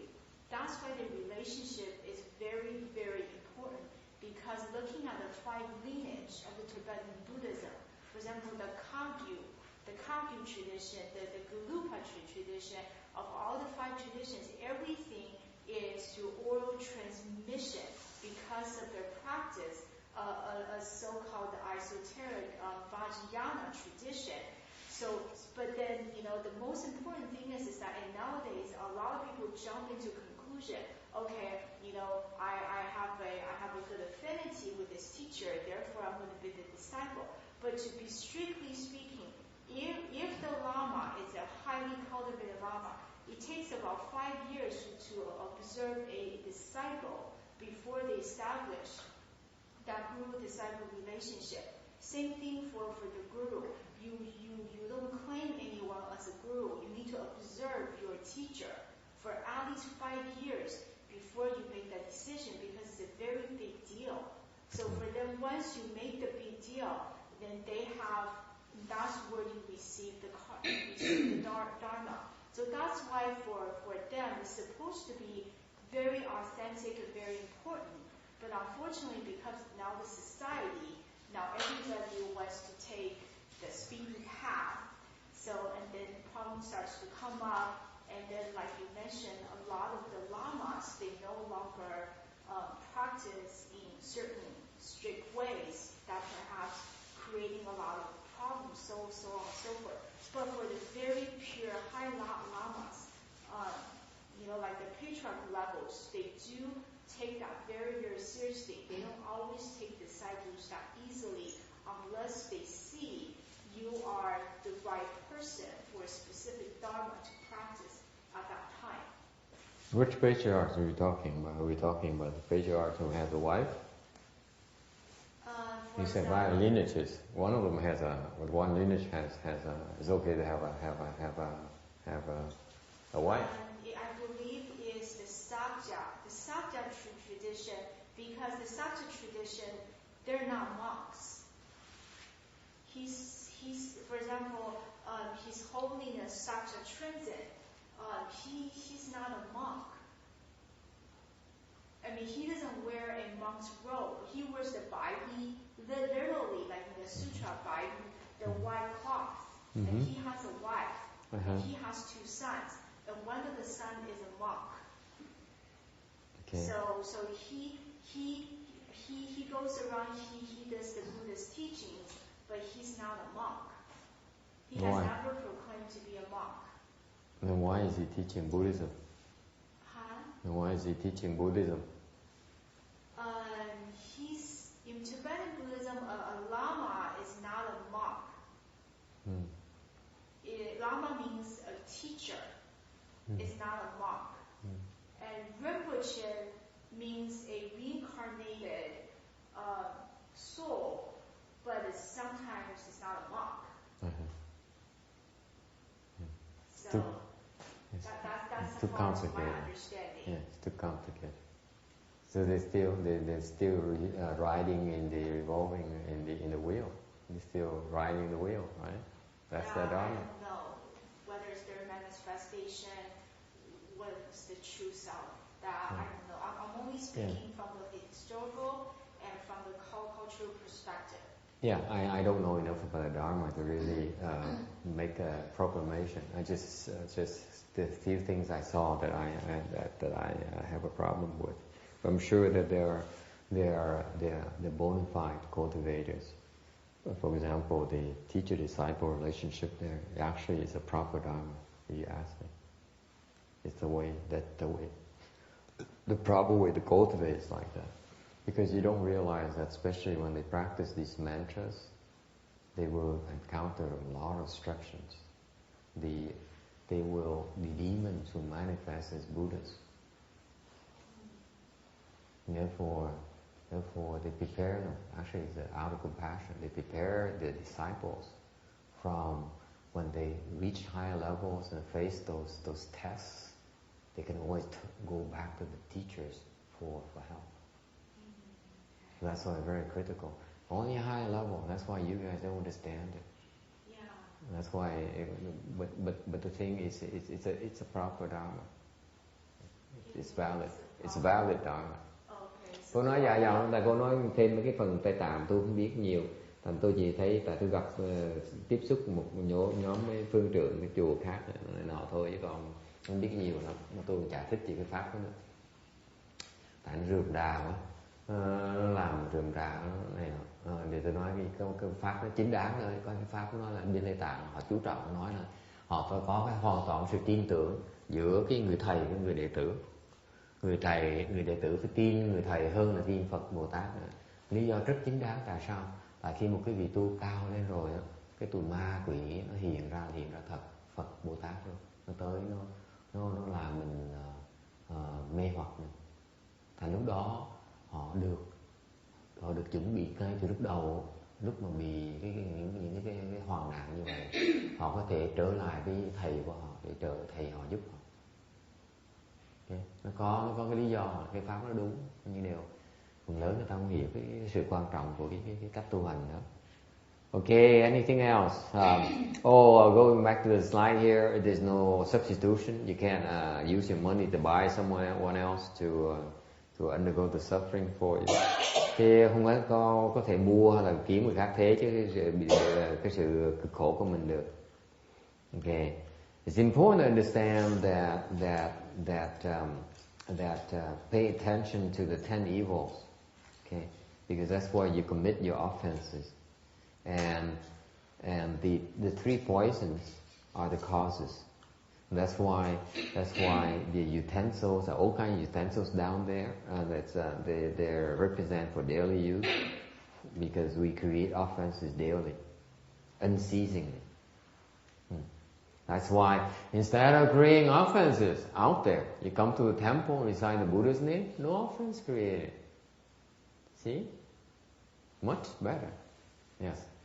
So, the offenses change with time. You know, like 1,000 years ago, you do some. The cause may be the same, but the way you commit the offense is different. Then the hell kind of modified to adapt to that. Yeah. Because they evolve. Like the outside of mind, no hell too. So because each hell is created for a specific offense. Yes. So they evolve. You come up with new ways to harm and hurt others. Yeah. New hells will also be created to accommodate your needs. Okay. Mấy cái nghiệp mình tạo ra từ cái thập ác mình tạo ra. Okay. Thành ra cái ba cái tam độc á, là cái nhân của của những cái việc đó. Thành ra nó có đủ cái loài dụng cụ ở dưới địa ngục á, tại vì nó tượng trưng cho sự mình tạo nghiệp mỗi ngày. Mấy cái dụng cụ mình dùng mỗi ngày á, thành ra cái gì mình dùng dụng cụ để mình tạo cái chuyện làm bậy á, thì dưới nó có đủ dụng cụ để nó tra tấn mình lại, để mình trả lại cái quả đó. Yeah. Được thôi. Giống như cái người mình tạo cái nghiệp là trong cái khẩu nghiệp nó tạo ra. Hai bên nó cấu xé với nhau thì nó hai bên nó có cái địa ngục rồi. Xong mình phải giải hòa lại, mình phải làm sao mà làm cho cái địa ngục này nó biến mất. Thì mình khỏi bị xuống địa ngục. Không, mình đâu có xuống địa ngục. Nếu người ta mà làm bậy thì người ta xuống địa ngục, mình đâu có xuống địa ngục. Tùy mình giải người ta làm chi cho mình giải người ta, mình can thiệp vào chuyện đó là mình ăn vạ đó, mình lãnh đủ á. Mình giải cho hai bên hòa hợp với nhau rồi chứ, thì đâu có chuyện mà lỡ mà họ không hòa sao? Bây giờ họ không hòa mình giải được không? Trường hợp mình giải được là sao mà? Hả? Bây giờ thay vì họ giận nhau thôi, bây giờ họ giận đến đệ tam nhân nữa. Rồi xong mình gọi cái người đệ tứ nhân vào để tự nhiên mà giúp hai bên kia thì bỗng nhiên giải không được. Bây giờ hai người nó đánh nhau chưa đủ, còn đánh đệ tam nhân, còn đánh đệ tứ nhân nữa. Hả? Không, trong cái khẩu nghiệp của mình thì tạo mà mình nó biết làm sao mà phải giải cho hai bên hòa thì chắc đâu còn địa ngục mà để mình đi nữa. Nếu mà mình không có ấy đó, hai bên nó cứ đâm sâu vô hoài thì mình xuống những cái địa ngục đó. Mình phải biết phải tự lượng sức. Mình thấy người ta làm chuyện đó là cái đó là cái hành động của người ta quyết định tôi muốn làm chứ đâu phải người ta mình cấm người ta được đó. Tại sao mình phải chạy vào mình can thiệp vào? Phải biết thân biết phận tí, đâu phải chuyện của mình đâu mình can thiệp. Đi can thiệp là không được đó nha. Cái đó là tôi muốn nói chuyện người đó, không được can thiệp chuyện người ta đó. Ok, người ta làm để người ta làm chứ còn tại sao mình can thiệp? Nợ nần ta trả nhau chứ sao mà mình cứ nhảy vào mình nhảy cứ tu tí xíu tưởng mình cái gì mình biết, cái gì mình giỏi, mình học được pháp mình phải đi cứu người cứu đời, nhảy vào can thiệp tầm bậy tầm bạ là chết rồi, nó lãnh đủ. Ai cũng có quyền làm bậy hết, mình có quyền can thiệp, phải nhớ như vậy, hiểu chưa? Không được can thiệp. Người ta làm gì đó là chuyện người ta làm, mình có quyền đụng người ta. Mình đâu có sức đâu mà đòi giải người ta, mình tối tâm, mình đâu có đủ sáng suốt mà đòi giúp người đời mà. Cứ cái lỗi lần lớn rất lớn quý vị là quý vị cái nghĩa là quý vị hiểu, quý vị muốn giúp người ta không à. Mà quý vị giúp bằng cách nào? Quý vị đâu có biết gì đâu mà giúp ta đọa như quý vị thôi, sao mà mình giúp người ta được cái gì đâu. Tôi đề nghị muốn giúp ít nhất là mình có cái thành công được tu hành, có sự trí huệ rồi đi giúp người ta, chứ còn mình chưa có đủ trí huệ để giúp người ta làm gì, đâu có đủ sức nữa.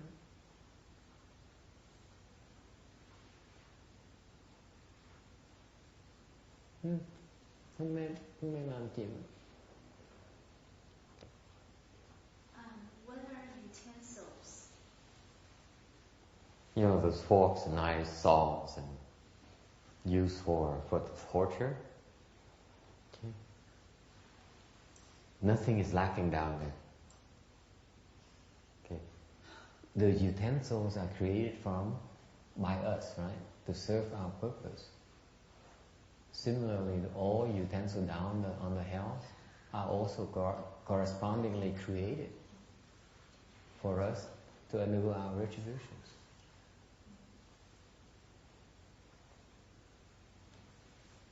Okay, any questions? Why? Are they falling asleep? Hey! mới ngày thứ 3 mà là ngủ.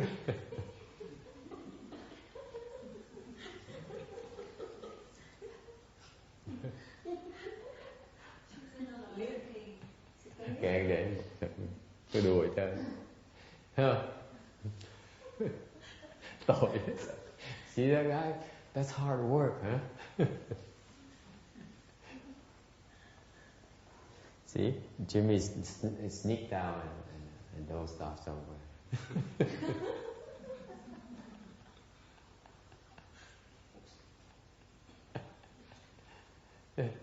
They're not as tough as they think. Đi tới tưởng mình ngon cái nó thầy nhầm gì không? Thầy tôi uống tôi gì? Thầy cái miệng nói thôi. Thầy xứng mấy mới có vài ngày ngủ gà. Con đâu có sợ khổ, cái gì khổ con chịu được hết, đúng không? Nó ngon lành đó, xanh mặt. They thought they're tough. They said, you cultivate, what do you know about cultivation? You just talk a lot. But after 3 days, you see how tough they are. Yeah, có hỏi gì? Thưa thầy, con thấy thầy gần này nặng quá, mà thầy đầu thầy không được đó. Chân thầy không mang giày. Không biết thầy sao. She says, it's cold and I don't wear a cap. I don't wear any socks. Why not? Thầy đâu có biết lạnh đâu con. I know. I said, I don't know cold. I'm not cold.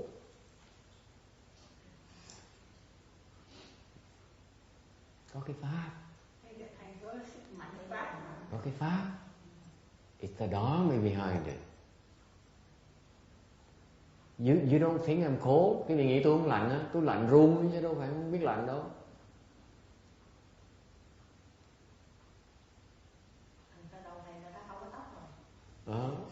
Mình tạo cho nó lạnh hơn nữa. So she said, yeah, you had no hair in your head. I said, that's for a purpose.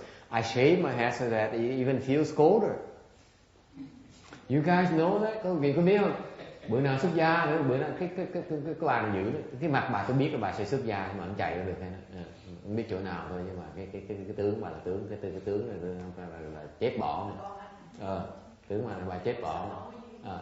Trước sau sẽ cạo cái đầu. Tôi nói trước cho biết. Because I look at her and say, this woman here, she's going to become a nun one of these days. And you can kill her, but you can't stop her. Okay. Giết bà cũng chặn bà được đâu. That's why I'm telling her in advance that lúc mà là thành người xuất gia rồi cắt cái tóc một cái, đầu nó lành hết. Nó lành dễ sợ. Lạnh dễ sợ. Cái đầu mình nói cho nghe nè, cái tóc chừng này thôi, ok, chừng này thôi mà cạo một cái tối nó dài tí xíu, dài bây giờ cạo đầu một cái nó lạnh ngắt. You guys don't realize I have a little bit of hair now that's growing, right? You have to go back and shave it. It feels very cold immediately. It's fascinating. Every time you shave your head, which we have to do every 2 weeks. It feels cold. It's weird. It's just like as torture, you ask me. Cái chuyện đó tôi cười lắm, tại vì cái 2 tuần mình cạo đầu mỗi lần cạo đầu là ngắt. Khổ dễ sợ. Hả? Không, tôi để nước nóng, tôi để nước lạnh. So she said, so after I shave my head, do I use cold water? No. I said I use hot water, warm water. Of course not. Would defeat the purpose.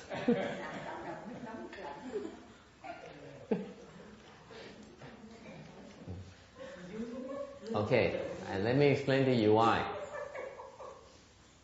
Để nói cái vị nghe, cái này mấy cái tế nhị cái vị để ý là vì cái đầu mình lạnh á, mình đội cái nón á là không tốt.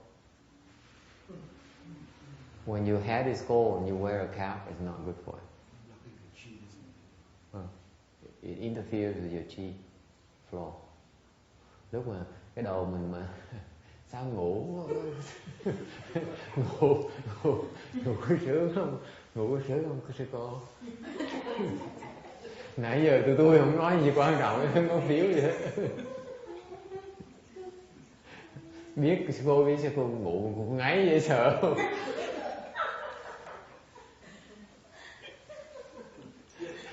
I asked her, how was your sleep?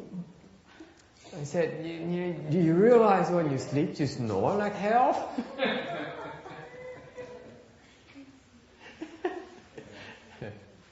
Anyway, I'm bad. Anyway, cái quan trọng của cái đầu mình lạnh á, mình đội cái nón là không tốt. You wear a cap on your head when it's cold. Normally, for normal people, it's nothing wrong with that. But for when you cultivate, you work in your kung fu, it's not good.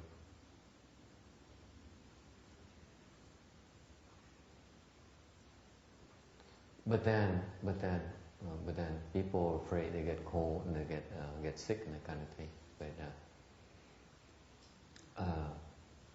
đó là cái đầu cái nón, còn cái vớ là khác nữa. And the socks are a different story, slightly different. But when yeah. Tại sao thầy mình lạnh là mình phải đổi cái nón cho nó ấm cái đầu, nó không lạnh chứ tại sao mà đổi không được?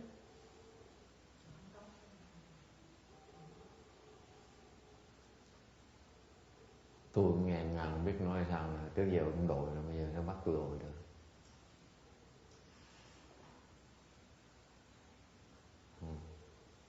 Nên đội nó khi mình suy nghĩ. Mình không suy nghĩ không cần đội nó. Bác cần đội nó tại bác suy nghĩ quá nữa. Phải cần đội nó.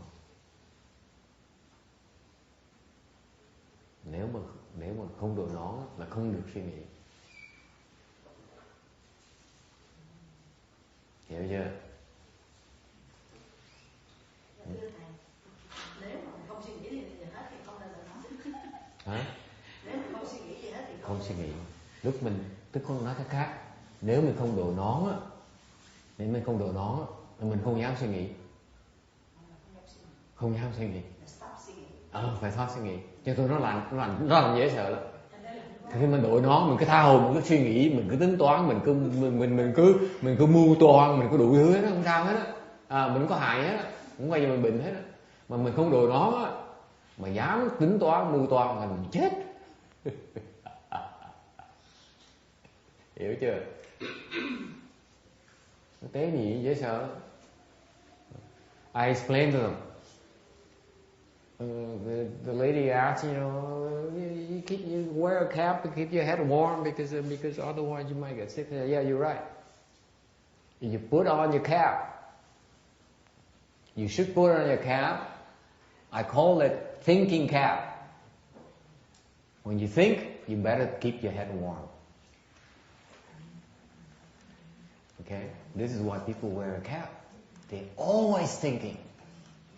They're planning something, they're plotting something, they're scheming something.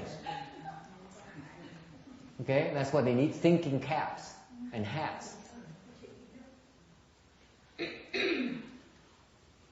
But if you cold, your head is cold, and you don't wear a hat, and you dare think, you will get sick. I can assure you of that.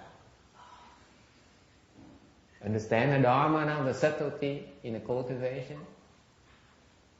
You use the circumstances to get rid of your faults and your habit energies. Thấy pháp nó hay dễ sợ.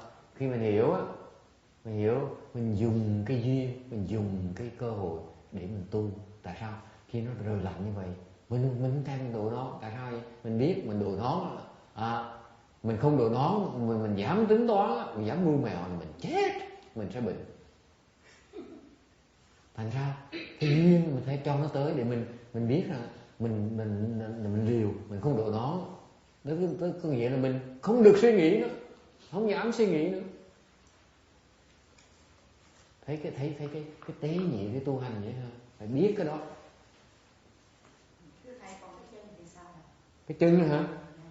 Chân không mang giới. Cái chân mang giới trong tương lai sẽ què. And then she asked, "What are the socks? What about the socks?" I said, "Aren't you supposed to keep your legs warm?" I said, "If you wear socks in the future, you will become what is it? Paraplegic." Pháp tôi mới chế ngày hôm nay. I just invented that dharma today.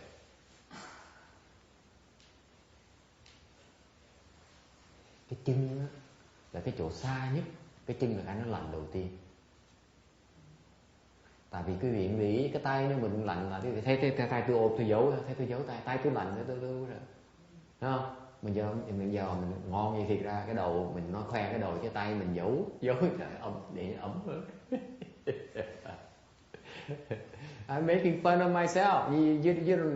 I talk big about the head and the legs and so on, but look at the position of my hands, my fingers. I'm keeping them warm while I'm talking. Thầy nói với thầy đừng nói gì đừng có dài, tưởng nói gì không được tin, nói thôi không được tin. I'm telling you, I open my mouth. You shouldn't trust my words. Okay. So what about the legs? The extremities are where they feel the cold first. Okay. Because your heat is in your dandian. The source of your heat is in your dandian. Cái tay chân đó, là cái chỗ nó lạnh đầu tiên ấy. Cái đan điền mình là cái khí hải, cái chỗ nóng của mình. Okay. Thành ra cái chỗ này là chỗ phải cần giữ nóng. This is why you keep warm right here. This is not important. Tay mình không sao hết, chân mình không sao hết. Okay. Nếu cái đan điền mình nó còn ấm thì mình vẫn an toàn như thế.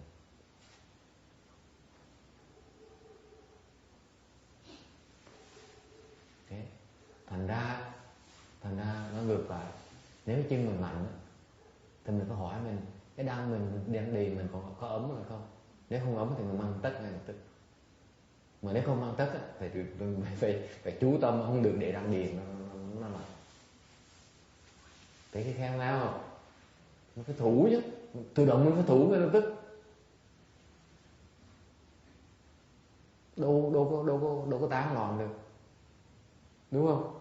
Mình mang ấm, vớ nó ấm, tay nó ấm bằng găng này, mang đầu này, mang vớ nào mình cứ thoải mái, mình cái tâm mình tán loạn, mình nghĩ đông, mình tây, mình tùm lum tà lai, mình đi ra ngoài. Còn lúc mà mình cái tay chân mình lạnh, cái đầu mình lạnh, cái chân mình lạnh, mình phải biết sợ chứ. Ê, mình không cẩn thận hàng nó nhập cái mình bệnh thì mình đâu có tán loạn được. Mình đâu chế phép mình tán loạn được.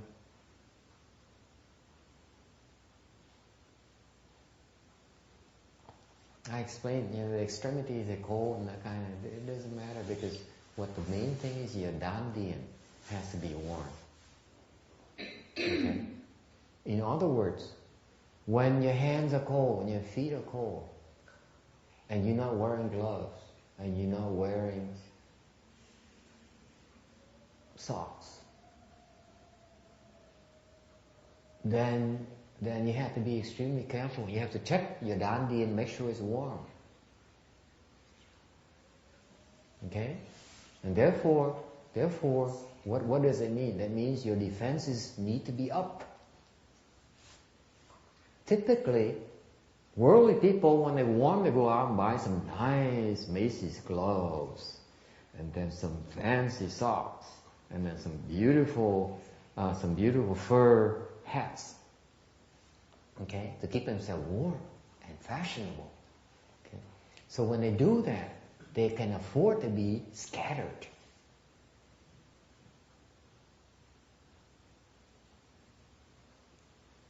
Whereas when you don't have all those protections, The only thing you have left is your dandian. That's it. Nothing else. And therefore you have to guard your dandian. That's it. If you don't guard it, you die. You get sick. And that's a subtlety. It's understanding of cultivation. You use those conditions to bring you back to within yourself, not become scattered. Dùng cái duyên để mình tù lại, mình không toát ra ngoài, mình biết thủ cái thân mình đi giúp người ta, chuyện người ta ráng chịu. Tôi giữ cái đan tiền tôi ấm ra, cái biểu dụ tôi ra giúp người ta để đan tiền tôi nó lành là tôi chết đó. Đừng có xuống dài. Tại vì mặc đồ ấm không biết sợ, chứ còn tôi mặc đồ không đủ ấm mà tôi sợ lắm, không có chuyện đi can thiệp chuyện người ta. I'm telling you, it makes you more humble, by the way. You can't afford to waste your energy doing things that are not necessary, like helping others, or thinking you want to help others.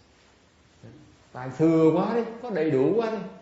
Mình đủ thì giờ, mình đủ sức thành mình có quyền ra giúp người ta. Tụi tôi là biết thân biết phận lắm. Mình không có đủ thì giờ, không đủ sức, không có tài cán gì hết đó, không dám giúp ai hết, thì không dám giúp ai hết á. Mình chỉ cái đăng điền không, mình giữ không chưa xong rồi mình đòi đi giúp người ta.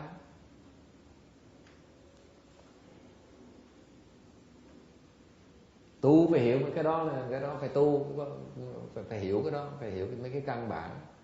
Thành không hiểu cái đó thành cái tu hoài, cái trật hoài, cái lệch cái trượt hoài, tu đường tí trượt xuống, tu cái trượt sẽ tu cái trượt xuống.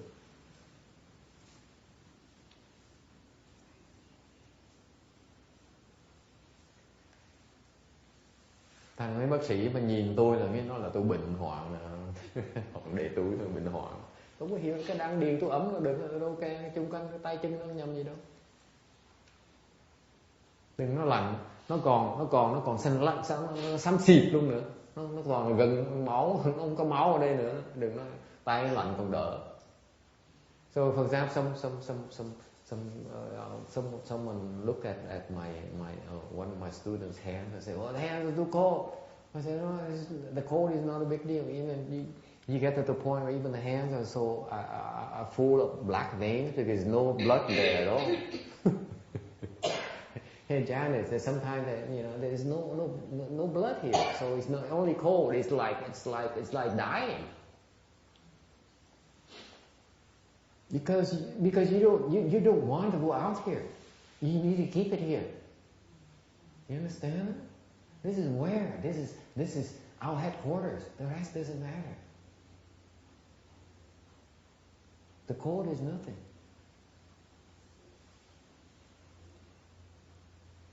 Okay, time is up. I just gab and finally Any question? Có ai thắc mắc gì nữa không? Có thắc mắc. Ok, hỏi đi. Sáng á, thầy uống một cái thùng nước lạnh. Cho nó lạnh rắc luôn. Rú cập. Nếu như vậy là những cái năng lượng không được đó thầy. Hả?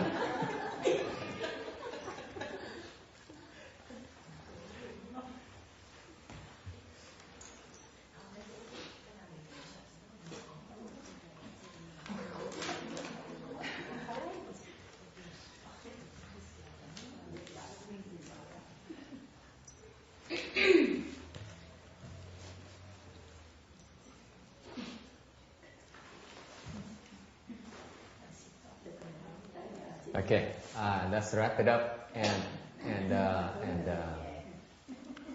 finish today. Okay.